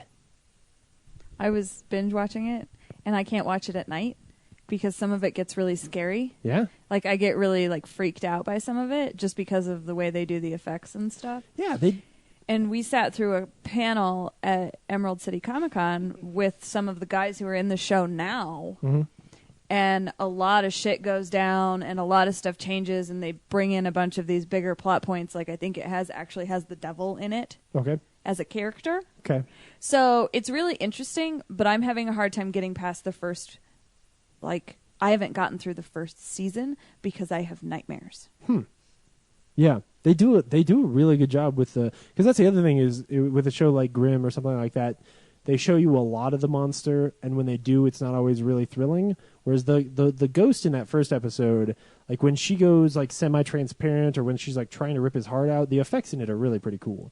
The Wendigo, they used one of those things where it was like a guy in a full body like suit kind of thing, and the effect wasn't bad, but they did a lot of the like not quite showing him or keeping him in the dark kind of thing, which was too bad. But it was still fairly effective. Well, and you have to consider it's still at that time a WB show, and still just in general a TV show. Like, they just don't have the budget, especially when you're doing sci-fi like that. And from what I've heard over the years about that show getting close to being canceled and things like that, I don't expect the budget to get a whole lot bigger. But if they can at least maintain some of the tricks and things like that, I should look. Actually, I didn't pull this up before. I'm not sure who directed the initial episode, but if it were McG, that would probably be good because whoever did that first episode does a really good job of sort of setting the style and the tempo of that show. So I'm kind of excited for it. I think it's going to be pretty fun. So yeah, I think people and it's all on Netflix, so I can just watch it at a whim. So yeah, I guess after 3.5 years of doing this podcast and people saying like you guys should watch Supernatural, they might have been right. Just saying. So anyway, that's what I watched. So there's this part in Crocodile Dundee where he meets the chauffeur, the dad from Family Matters. Yes. And Crocodile Dundee says, "What tribe are you from, mate?" And like, "What?" Yeah. "Well, you have a big car, so you must be the leader of your tribe." This is the black man that he says this to. And then later, Crocodile Dundee, I guess when he's not fighting animals, he gets his ass kicked by human beings in the alley. And then the dad from Family Matters rolls up in his limousine, rips the tail fin off the back of the limousine, and throws it like a boomerang to take out the guys who are trying to kidnap him. It's awesome. What the fuck? You can get away with so much more shit in the 80s. Well, here's the thing, though. In the 80s, people thought for some reason that Australia was a magical place where there wasn't any racism, and so they just assumed, especially from the way it's portrayed in the first movie, they assumed that like the Australians are totally cool with the Aborigines and aren't racist against them at all. And so that's why they can get away with that, is because the joke there is that like he doesn't even understand that like it would be bad to say something like that to a black guy. Well, Buzz Luhrmann hadn't created Australia yet, so we didn't know. You're right. Yeah, I love that movie. Cora, what's next? Comic book corner, Okay. right? Yeah. Yeah. Sure. What's up, nerds? It's the Comics Corner. Cora, Lynch, you guys are the guests. What have you guys read lately? Is there anything that like strikes your fancy that? Michael, this is your department. Well, recently I finished Preacher. We talked about that a couple weeks ago. I heard. Not the ending I expected. I'm not going to spoil anything, but it was. I wouldn't call it a twist, but it was not what I would expect from Garth Ennis. Yeah. After what 10 trades of him chasing down God, you kind of get this answer that's like, oh, all right, yeah, okay then, all right. Yep. Move on from there. I liked it overall. How do you like the book? I liked him a lot. Yeah. I love Garth Ennis though. I read a lot of his stuff.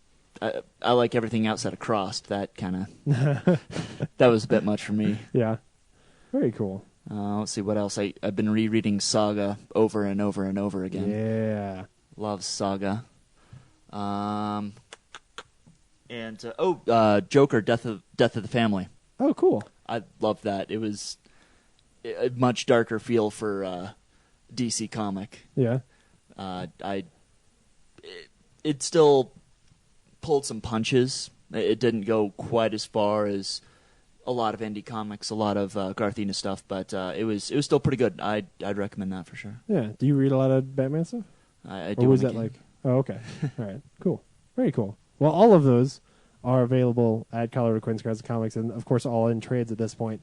So you can get 20% off on all of them. And if you open a hold slot, you can like keep up on Saga month by month by having them put in your hold slot and getting 20% off on that as well. So do it.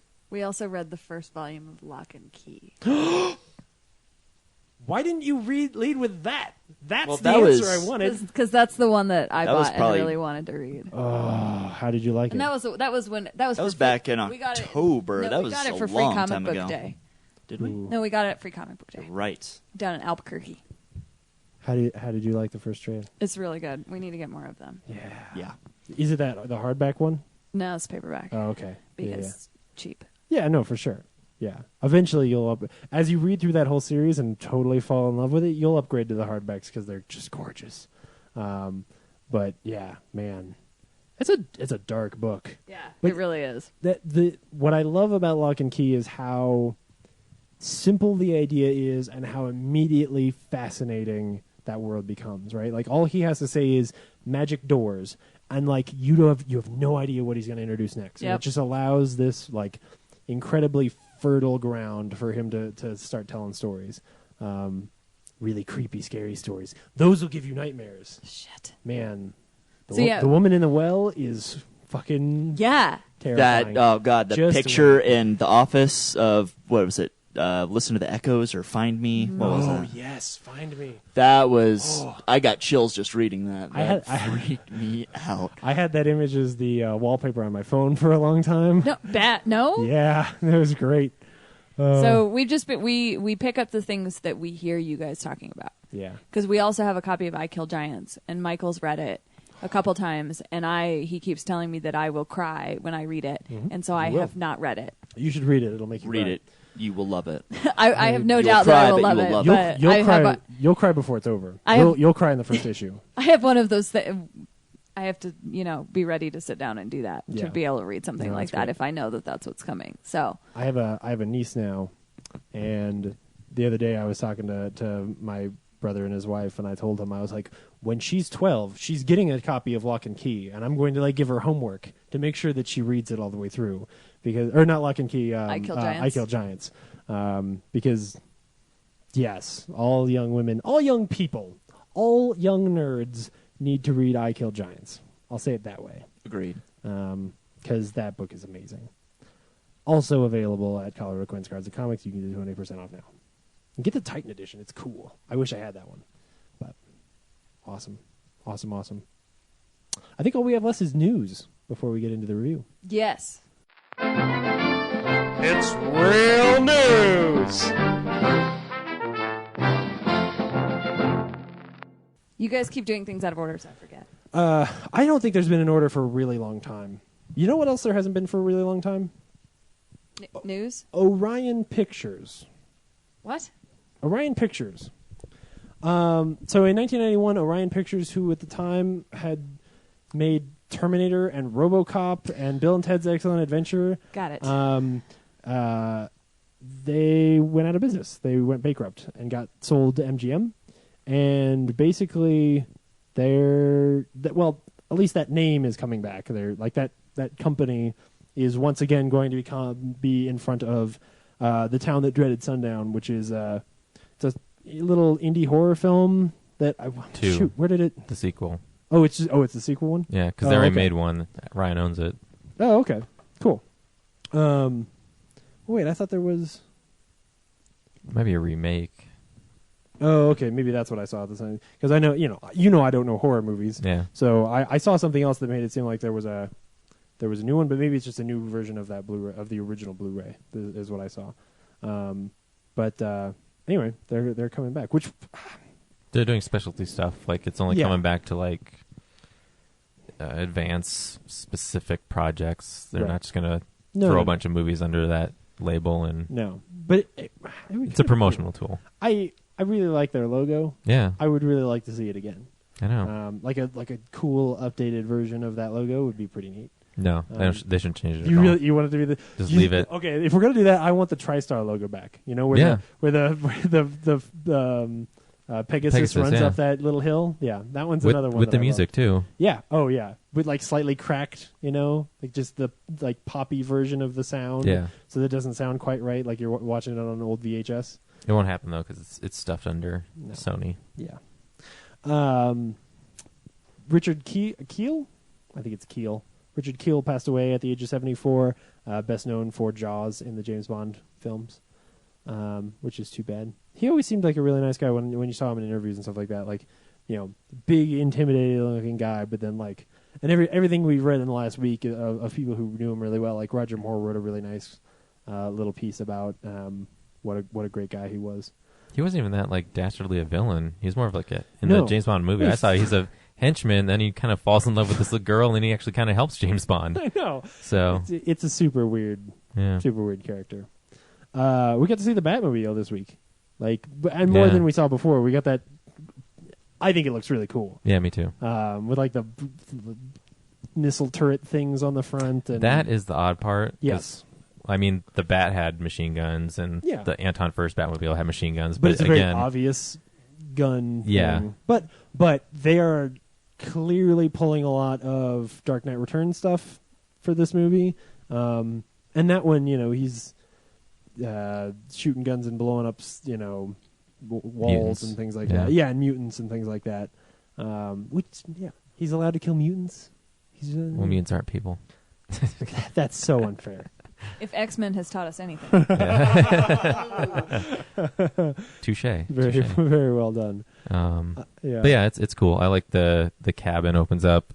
It does remind me a bit of like the Schumacher Batmobiles, where it's like a one-seater. That's true. But I'm pretty sure it'll be cooler than that. But why does Batman need to have all this room for other people? True. Seriously, if he ever gets a Robin, he can build another Batmobile that's got 2 seats. Actually, he just builds a motorcycle for Robin. So, I think it looks cool. It seems like a cool blend between the Tumbler and those more traditional Batmobiles. Honestly, it kind of looks like they took the Tumbler and slapped it down on top of the animated series Batmobile. Yeah. Which is pretty badass. But honestly, I mean, I know people love the Batmobile and all, but I think we just want to see a movie where Batman uses the grappling hook and then Spider-Man's it around town. That's true. I think that's what people really want. Yeah, he doesn't grappling hook much, does he? In the movies? In No. the last 3. Animated series, yes. That's all he does. Except for the true. 1-2 times he uses the Batmobile, but Well, in the movies, he's always driving the Batmobile. They don't in the movies. They Or don't the treat him bike. as much. He's not as acrobatic as he is in the cartoon show. Mhm. He doesn't do a lot of sitting. I was about to say sitting on his feet, but you know what I mean, where he's on his feet, but he's crouched down, Like in a gargoyle. in a very in a very Spider-Man-y kind of a pose, like he's gonna pounce. He never does that in the movies. Yeah, which is, I think, what people want to see is him be like this weird demon Yeah, yeah. detective. Cool. We got a trailer for Serena this week, which is the movie with Jennifer Lawrence and Bradley Cooper. The next piece of shit made by David O. Russell, and I actually think it looks awesome. I think he's making a movie for me again, so hopefully this one's good. You're like the abused housewife who's I just am. like, you keep... I am. Man, He loves me, I swear. I really liked Three Kings, but God, he makes garbage now. The Amazon TV. What is Amazon calling it? Anyway, Amazon Prime is making their own TV shows, and one of the ones that they have picked up is The Man in the High Castle, which is a very, very popular Philip K. Dick short story, or novel, sorry. So that's cool. I'm sort of excited about that. I want somebody to... I feel like serialized versions of Philip K. Dick ideas would probably be really good, which is they're also doing that Minority Report TV show. With a female lead. Yeah. And I think this one does as well. Or at least the only person they've cast so far is Alexa Davalos. So I don't know. I think it's interesting. The other things that Amazon has made in the past have not been terribly good. Like they did those, I can't remember what they were called, but they did some short comedy shows, like 30-minute comedy sitcom shows, and they were not very funny. But I can't remember what they were called. Like one of them was a remake kind of thing. Anyway, and the very last thing is that there was a lot of talk from Andrew Garfield this week. One is, it's too bad that Ryan's not here to talk about this, but one is he was very specifically talking about Sinister Six and basically saying that he's really excited about what they're doing with Sinister Six, and then sort of alluded that he may or may not be in that movie. I still have no fucking clue what that movie's going to be, and if it really is the next Spider-Man movie, I'm very lost, because I don't know how you launch a Spider-Man universe of characters without introducing Spider-Man. them. Yeah, or having Spider-Man in them to some degree.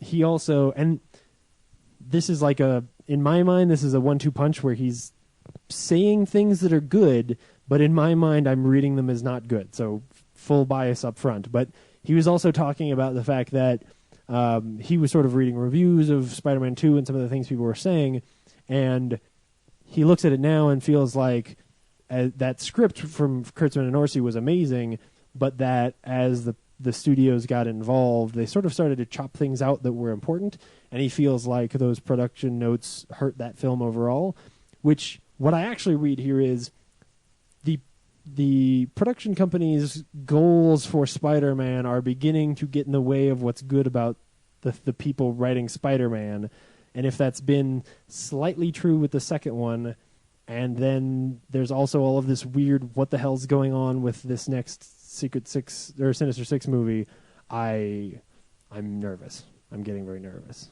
Well, Spider-Man's costume completely engulfs his entire look, so it's entirely possible they can make a Sinister Six movie without Andrew Garfield. Well, if only Spider-Man's in it. That's fair. That is fair. Well, you would still need his voice. Yeah, I mean, you could get someone who sounds enough like him that maybe... Yeah, but why would you? Because maybe Andrew Garfield doesn't sign on. Because he reads the script and he's like, this is fucking garbage. Why are you doing this to Spider-Man? Yeah. And actually, well, this sort of popped up and people have been talking about it a lot, but there was this weird thing where, they've been talking about making a Ghostbusters 3 for forever. And this week, Bill Murray was like, you know what? Instead of making Ghostbusters 3, y'all should just make like a woman version of Ghostbusters. And he listed off a whole bunch of people. I can't remember who all was in it. It was like Kristen Wiig and Emma Stone and two other folks. Melissa McCarthy and... Amy Poehler. Was it Amy Poehler? Amy Poehler was in one of the, Oh, okay. Things that was on Facebook. Yeah. That was a rendition of 3 people playing 3 characters. And basically, Kristen Wiig was like, well, I would totally do that. I think this does sound a whole lot more interesting than a straight-up Ghostbusters 3 reimagining sort of thing. I think that would be cool. Plus, if you put Kristen Wiig in anything, I will probably enjoy it. So, anyway, that's news. All 4 white women, though. Yeah, seriously, Bill Murray. Probably do a little more diverse. What a dick. Yeah. Man. Serious. Yeah, it's horrible. I think they should just do... it doesn't have to be 4 women. Maybe just make 2 of them women. And then seriously, yeah. 2 of them are, related to the original Ghostbusters. Obviously, one of them doesn't want to be in it. And there's only 2 others left. How do you do, for Expendables, how do you do... Ghostbusters. Yeah, that joke. Ghostbusties. Yeah, that's the porn version. Yeah. Yeah. Yeah, you're right. It should just make good comedy movies with the Ghostbusters in it. I don't really care. Yeah. If someone buys the firehouse. Here's the thing: the longer that they put so much pressure on this, if the movie's bad, it'll be the end of the world, or that a Ghostbusters 3 has to be the funniest movie ever. The longer they do that, the worse that movie is going to be. Yeah, the expectations are going to get higher and higher and more unrealistic. The truth is, I just want I want you guys to make fun movies, and I like Ghostbusters. If you made another one that was modern, I would enjoy it. Write something funny. If they had a great script already, they would have already made the movie. So, anyway, they could get the 4 girls buy the firehouse for some business, and then they go to the basement and they find all this equipment, and then it turns out that's what they end up doing is being Ghostbusters instead of I don't know. Sure. What, they were going to start a yoga studio? I don't know. Melissa McCarthy was going to start a yoga studio. It's already funny. You just made it funny. We just wrote the script. How could this be? Yeah. It starts off and she's there's some hip hop music in the background and she's walking I'm so tough and get it, I'm fat. And that'll be the first joke. Is I'm Melissa McCarthy and I'm fat. I'm doing yoga. Yeah, you just wrote the movie. She's the yoga instructor. Yeah. And those are her 3 proteges, or one of them's her protege, the other one's the other yoga instructor that she doesn't like, and the third one's the receptionist or something. Melissa McCarthy would clearly have to be the Bill Murray character who's very full of herself, because that's the only character that she allows herself to play, even though she's more talented than that. And then Kristen Wiig would have to be oh God, the guy who makes vodka now.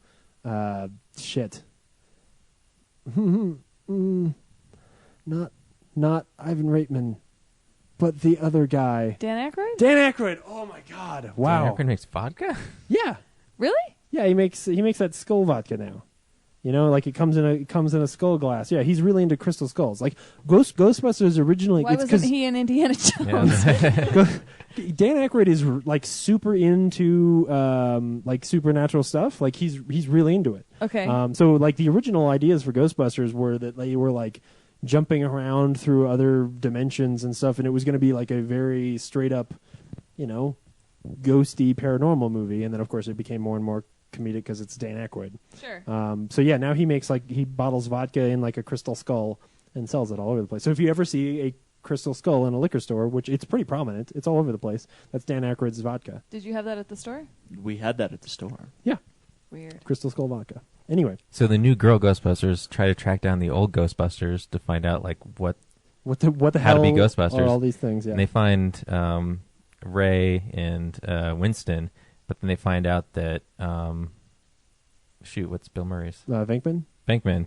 He's been gone this whole time because he was sent to jail by that prick who worked for the city, and it's up to them to bust him out. So it's actually jail busters. Jail. It has nothing. There are no ghosts. Yeah. And then Bill Murray can just do a cameo. Yeah. Yeah. For sure. And then the ghost of Egon actually helps them. He's like the new receptionist. At the yoga studio? No, the Ghostbusters, because they scrapped the yoga studio when they realized that they can be Ghostbusters. Because the firehouse is haunted with Egon's ghost. I think this is a great script. Yeah. What if instead they decide they want to be cops? I would watch that movie too. This week, we went and saw Let's Be Cops. Brad, should people see Let's Be Cops? I think it's more of a rental. Cora, should people go see Let's Be Cops? If they understand what they're getting into paying to go see this movie, then yes, because yes. Okay. Should people go see Let's Be Cops? Outside of Guardians in the Galaxy, it's just about the only movie I'd see in a theater right now.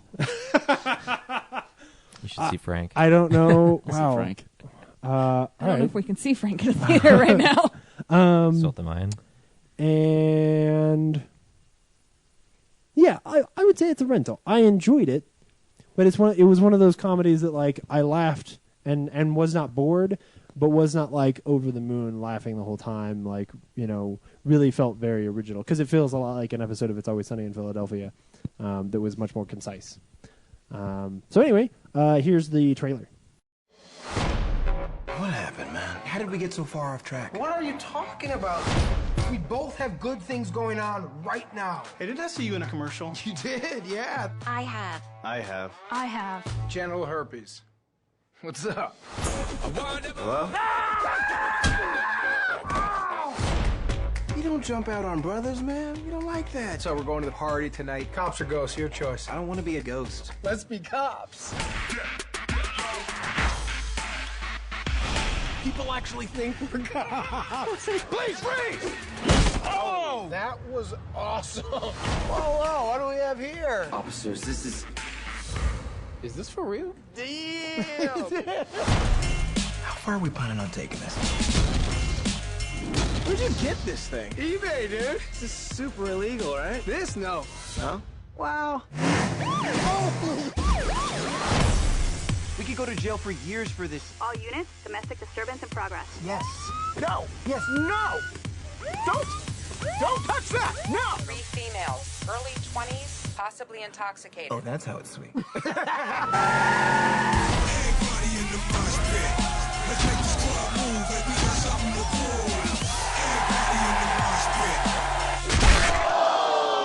Stand, man up, circle round, stand up, pimps up, hands down, beat 'em up, man down. No hands in the air, no need for pumping your fist. Everybody in the mosh pit. What the? My bad. Everybody in the mosh pit. Boys, open up. Thank God you're here. Oh, yeah, thank God we are here. It's my sorority sisters. Oh, no! What the hell? Stop! Relax! Control the situation! That's what you get! That's what you get! I don't think they ready for this one. So, Let's Be Cops is about two guys who are they're just turning 30 and they are living in LA. Nowhere. Yeah, they feel like they haven't achieved anything. One of them makes video games, and it's clearly written by somebody who doesn't understand how video games get made. Because apparently in this world, the guy who wants to make video games makes the fucking video game and then has to convince the company to release it, which is not how video games get made. I thought he was just he had like it. he had a design. I don't think he made it. He was just like At one point, They were playing the video game. yeah, in the one living guy room. plays the game. Oh, that's right. Yeah. Yeah. Right. Like there's all of a sudden this scene where like they're sitting on the couch playing the game And that one like he dude was not doesn't able program to pitch. that whole game exactly on his yeah. own. and do the art and Maybe you it was know. Pong, but not Anyway, Grand and Theft then Auto police officers. the other guy like apparently doesn't have a job. Was a big time football guy back at Purdue, but now is just playing football with some kids in the Yeah, park. injured man. Yeah, he got injured because life is hard. And then so the guy who's got the video game, he wants to make a video game called Patrolman. So for part of his pitch, he has these costumes of cops, and apparently they are legit costumes. And so I gotta get authentic shit for this Yeah, where does he presentation. get real police uniforms for this? They never explained where he gets actual police uniforms. They were real cheap looking real police for you. Like all the cops wore very fake looking police uniforms to make it look like it was really easy to get fake police uniforms. And so they apparently need to go to a party that's a dress up party in the middle of the summer. And this is a joke that we've seen way too many times before, and so it was a little bit obvious that, you know, they get there and it's not a real like dress up party, it's like a masquerade, and they were supposed to be dressed fancy, but they ended up dressing as cops. And then afterwards they suddenly realize as they're walking down the street that everybody thinks they're cops. In a very like catch me if you can moment of like, oh, nobody actually pays attention, do they? And women flock to them. Yes. Instantaneously. Like literally there's a scene where by chance a horde of women who need to kiss a cop run down the street. I think it was a bachelorette party. Yeah. Like, that's It part of the was. game. Yeah. Yeah. Well, my favorite bit is Michael and I come from a town where most of the cops are kind of dicks. Right. Who do unnecessary things, which is a trend that we're seeing in parts of the country right now, which I think is interesting, that now we're releasing a movie where cops are cool. That was odd. All of these women are like, oh, you're a cop. You're so attractive. I want to get with you because you're a cop. And everything. Well, they're good-looking cops. So it's a they are nice-looking good-looking man cops. in uniform. They're not But- like paunchy, like local cops. You know, they were cops in And blue. maybe not they're cops more in- attractive because they secretly know they're actually not cops. Yes. I don't know. But yeah, that was kind of odd. It's like, oh, this is a movie where cops are cool. Which we're having problems with cops right now. But okay, I'll buy that cops are cool because I like these guys from The New Girl. So then, because it's 1982, there are local Russian guys who are muscling out all of the local deli owners. And the one guy falls in love with the woman who works at the local deli, where the Moscow dudes with spider tattoos like to beat women up. Who was oddly not Russian. No. The leader of the Russian gang was not Russian. Yeah. But that's okay. Who gives a shit? Because then these cops are gonna go end up like inadvertently fighting these weird Russian mobster guys, and hijinks ensue. I think it's too bad that this movie had to have bad guys in it. Like that's fair. I kind of wanted a movie that was, because this gets awkwardly close to trying to be like a 21 Jump Street. Yes. Where they actually have like a goal to get to. Whereas if this were somehow with the same if the other stakes guy. were not, yeah, because it's still got Rob Riggle. Yeah, Rob Riggle in it. Who was really nice to not have him be a royal ass. Which, okay, spoilers. I was waiting the whole time for them to reveal that Rob Riggle and his partner were also not really cops. Really? Yeah. That to me was the right way to end this movie. I thought they were the bad guys. That was what I was getting. Yeah, I thought Rob I thought Riggle that was working for them too. When he was like trying to get all, he was talking about getting all sexy, not really, but kind of, with the bad guy. Oh, that you were Michael's thinking, like, oh, he's sleeping with the bad guy. So he's in it with the bad guy because they're together or something. It seemed like that joke would go somewhere, but it just kind of ended there. I think it was just an awkward like they were just making fun of the fact that the way cops talk about getting like nailing bad guys is like a really pseudosexual. Not a good way to talk about nailing bad guys. Like that joke I appreciated.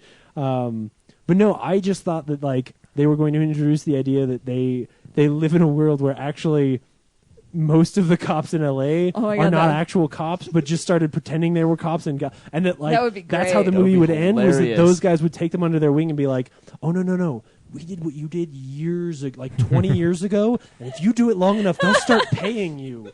Like they won't realize you're not really a cop, and you'll just really become a cop." Like that's where I thought we were going with that, which I would have loved. But yeah, I just think it was too bad that like it turned into like this big overarching, there's bad cops and they got to really catch these guys. And whereas I really just wanted more of what we got during the credits, where it was like them, stealing pizzas and that kind of shit. Yeah. Do you remember when I forget the one guy the former football player, what was his character's name? I don't know. O'Malley. O'Malley. Oh yeah, O'Malley. He turns the evidence over and finds out that Andy Garcia is actually one of the bad guys. And then as he's walking And to then the Andy elevator, Garcia's in the movie.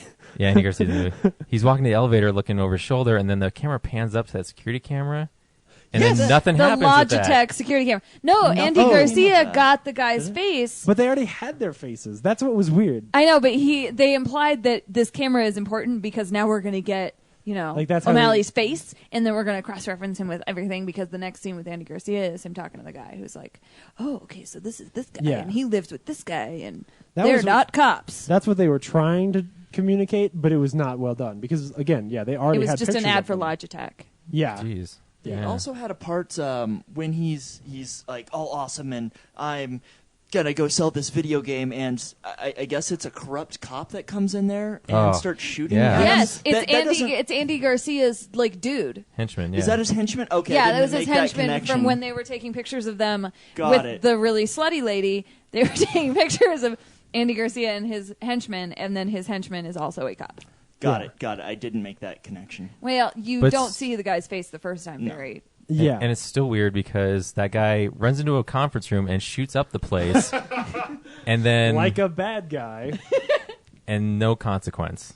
Like obviously Nobody he's a cop, gets it. so no one really questions him. But still, like a cop just stormed in there and started firing on But everybody. no, it was a sales pitch for the video game. Right. Ah. Yeah. Taco's dumb. Yeah. Taco's in this movie. Oh my god, it was amazing that Taco was in this movie. Yeah. Anyway, It was fun. If you Michael and I were laughing the whole time, so why not? If you need a lighthearted movie to go see, it was great. For It me, was really funny. For me, it was up and down. Like Yeah. there'd be something funny, like a small gag, but then there'd be something like regarding the plot that would be frustrating because you Yeah. go, "Oh, this would be a great story of these two losers trying to grow up Yeah. and advance their place in the world and better their friendship with each other," and then it'd be something dumb would happen. yeah. So Although, like, it would bring me back down, and then there'd be like a little gag, and it was constantly up and down throughout the whole movie. the best example of it I can think of is they introduce Poopa, played by Key from Key and Peele, who's great. Like that, their interaction is fun. And then what do they do with it? They have Damon Wayans Jr. dress up as Poopa and then go do a scene that wasn't as much fun. So like Yeah. the whole time that scene is happening, I'm like, I'd rather have actual Poopa in this scene. Yeah. Like Damon Wayans Jr.'s character Chang, or not, whatever his real name was, Chang. Chang to me was more entertaining as Chang than he was as Poopa. Yes. And so it was like, oh well, you kind of they kept doing things like that where I felt like they were undermining what had been funny to some degree. Because then there are also like, or they just wouldn't take things quite far enough. So like, there's the scene where near the beginning where the one guy is playing football with the kids, and he's basically beating up children, and to try and make himself feel better. But they never quite drive that home in a way that is quite funny enough. Where he actually like punches a child in the face. or like really hurts somebody and Yeah. like treats it like, well, come on, just walk it off, like that. They never quite take it far enough. Yeah. So you could go to the theater and see this movie, or go home and watch 21 Jump Street and 22 Jump Street. Well, yeah, and between those two, you should watch 21 and 22 Jump Street. No, that's Definitely. fair. Those movies are infinitely funnier than these are, or than this was. But What was up it's not with? bad. So when he was dressed up as Poopa, and then he what? His name is Poopa. It's just funny. So he disguises him, and then he go there. Like as he goes through the club, he's constantly being told, "Oh man, you shouldn't be showing your face around here." Yeah. And then he finally gets up to the main bad guy, and then he just makes him smoke meth, and then we never really get the sense like why were they telling him that. Oh yeah. He gets in a fist fight with that Well, bodyguard. Then yeah, the bodyguard it's all resolved. punched him. Yeah. Yeah. We don't know what Poopa did that like those guys are so mad about. Yeah. There's like no payoff for a lot of stuff. Yeah. Sequel. Let's all be Poopa. It's probably the fact. Yes, let's be Poopa. It's probably the fact that basically Poopa's and exactly. So this is what's funny about it is that character's default action to defend himself against people is to tell them that they should suck his balls and cock those cocksuckers, which is what he tells them. Like that's the only phrase that he needs to know. So like if you had a scene where Poopa goes in there or like if in that scene Poopa was also in his ear and Poopa was telling him to tell everybody to suck his cock and balls, you cocksuckers, like that would have been funnier. But yeah, you're right. Like, we don't understand why those guys don't like him. I assume it's because he keeps telling them to suck his balls and cock. But yeah, I guess there was before that when they were doing the stakeout. He was getting into an argument with I think one of the guys, but you never find out what the argument was. No. Yeah.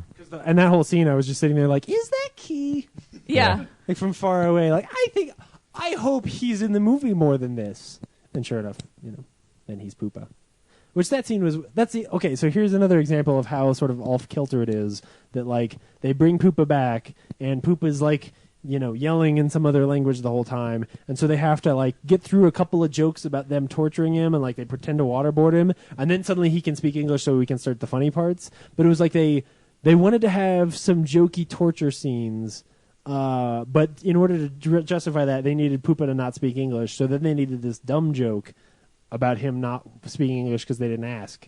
And like it's stuff like that where it just felt like they do something funny and then completely undermine it. Really contrived. Yeah. But like I said, I wasn't ever bored. I kind of liked some of the characters to some degree. I would like a sequel if the sequel were better written. It's just going to become like a Police Academy sequel. Yeah. Which was another thing I was waiting the whole time thinking like, oh, I'm pretty sure by the end of this movie, O'Malley's going to realize that his calling is being a police officer, and he's going to go Police Academy and win. But that's why I thought it would have been funnier if at the end it wasn't that, but instead that like these guys tell him like, well, if you just keep doing this, like no one will ever catch you. Yeah, you can just keep pretending to be cops, and one day you'll be a cop. And then the next movie, you have a movie where like there's four not real cops. Like that's just what they do is that they're getting paid even though they're not real cops, and that's sort of the secret is And then at some point somebody figures it out, and they're like, oh no. And then maybe they admit it to their new police chief, and their police chief is like, "That's okay. I was never really a police chief." I don't know. Like that to me is more entertaining than like, oh, he ends up being a real cop. They went too serious. I did like the part in the hardware store though.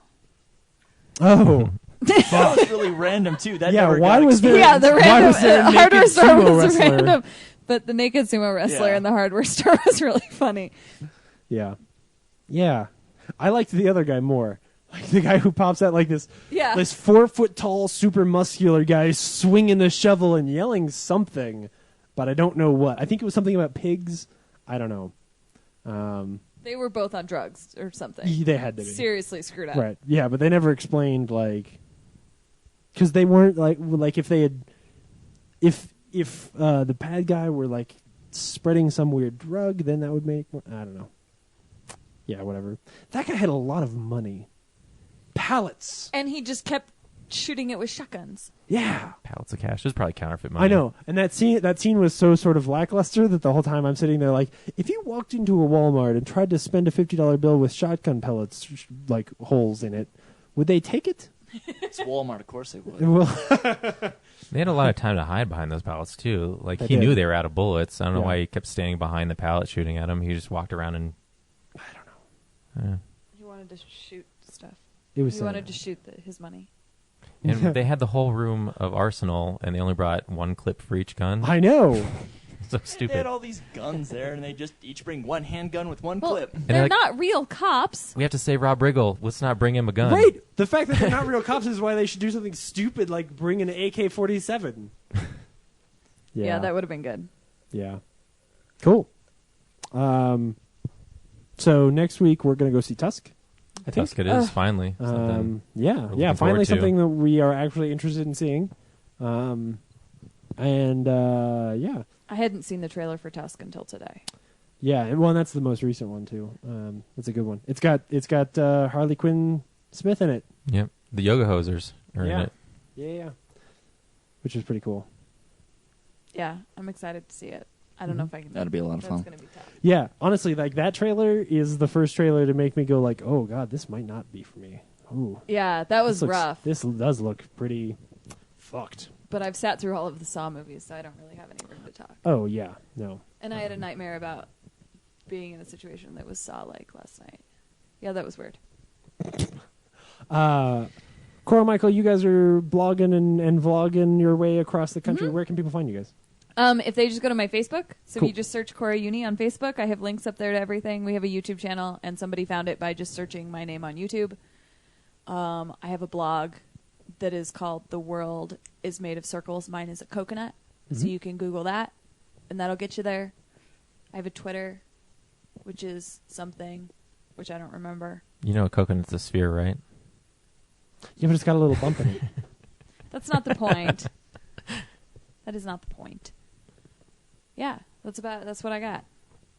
Cool.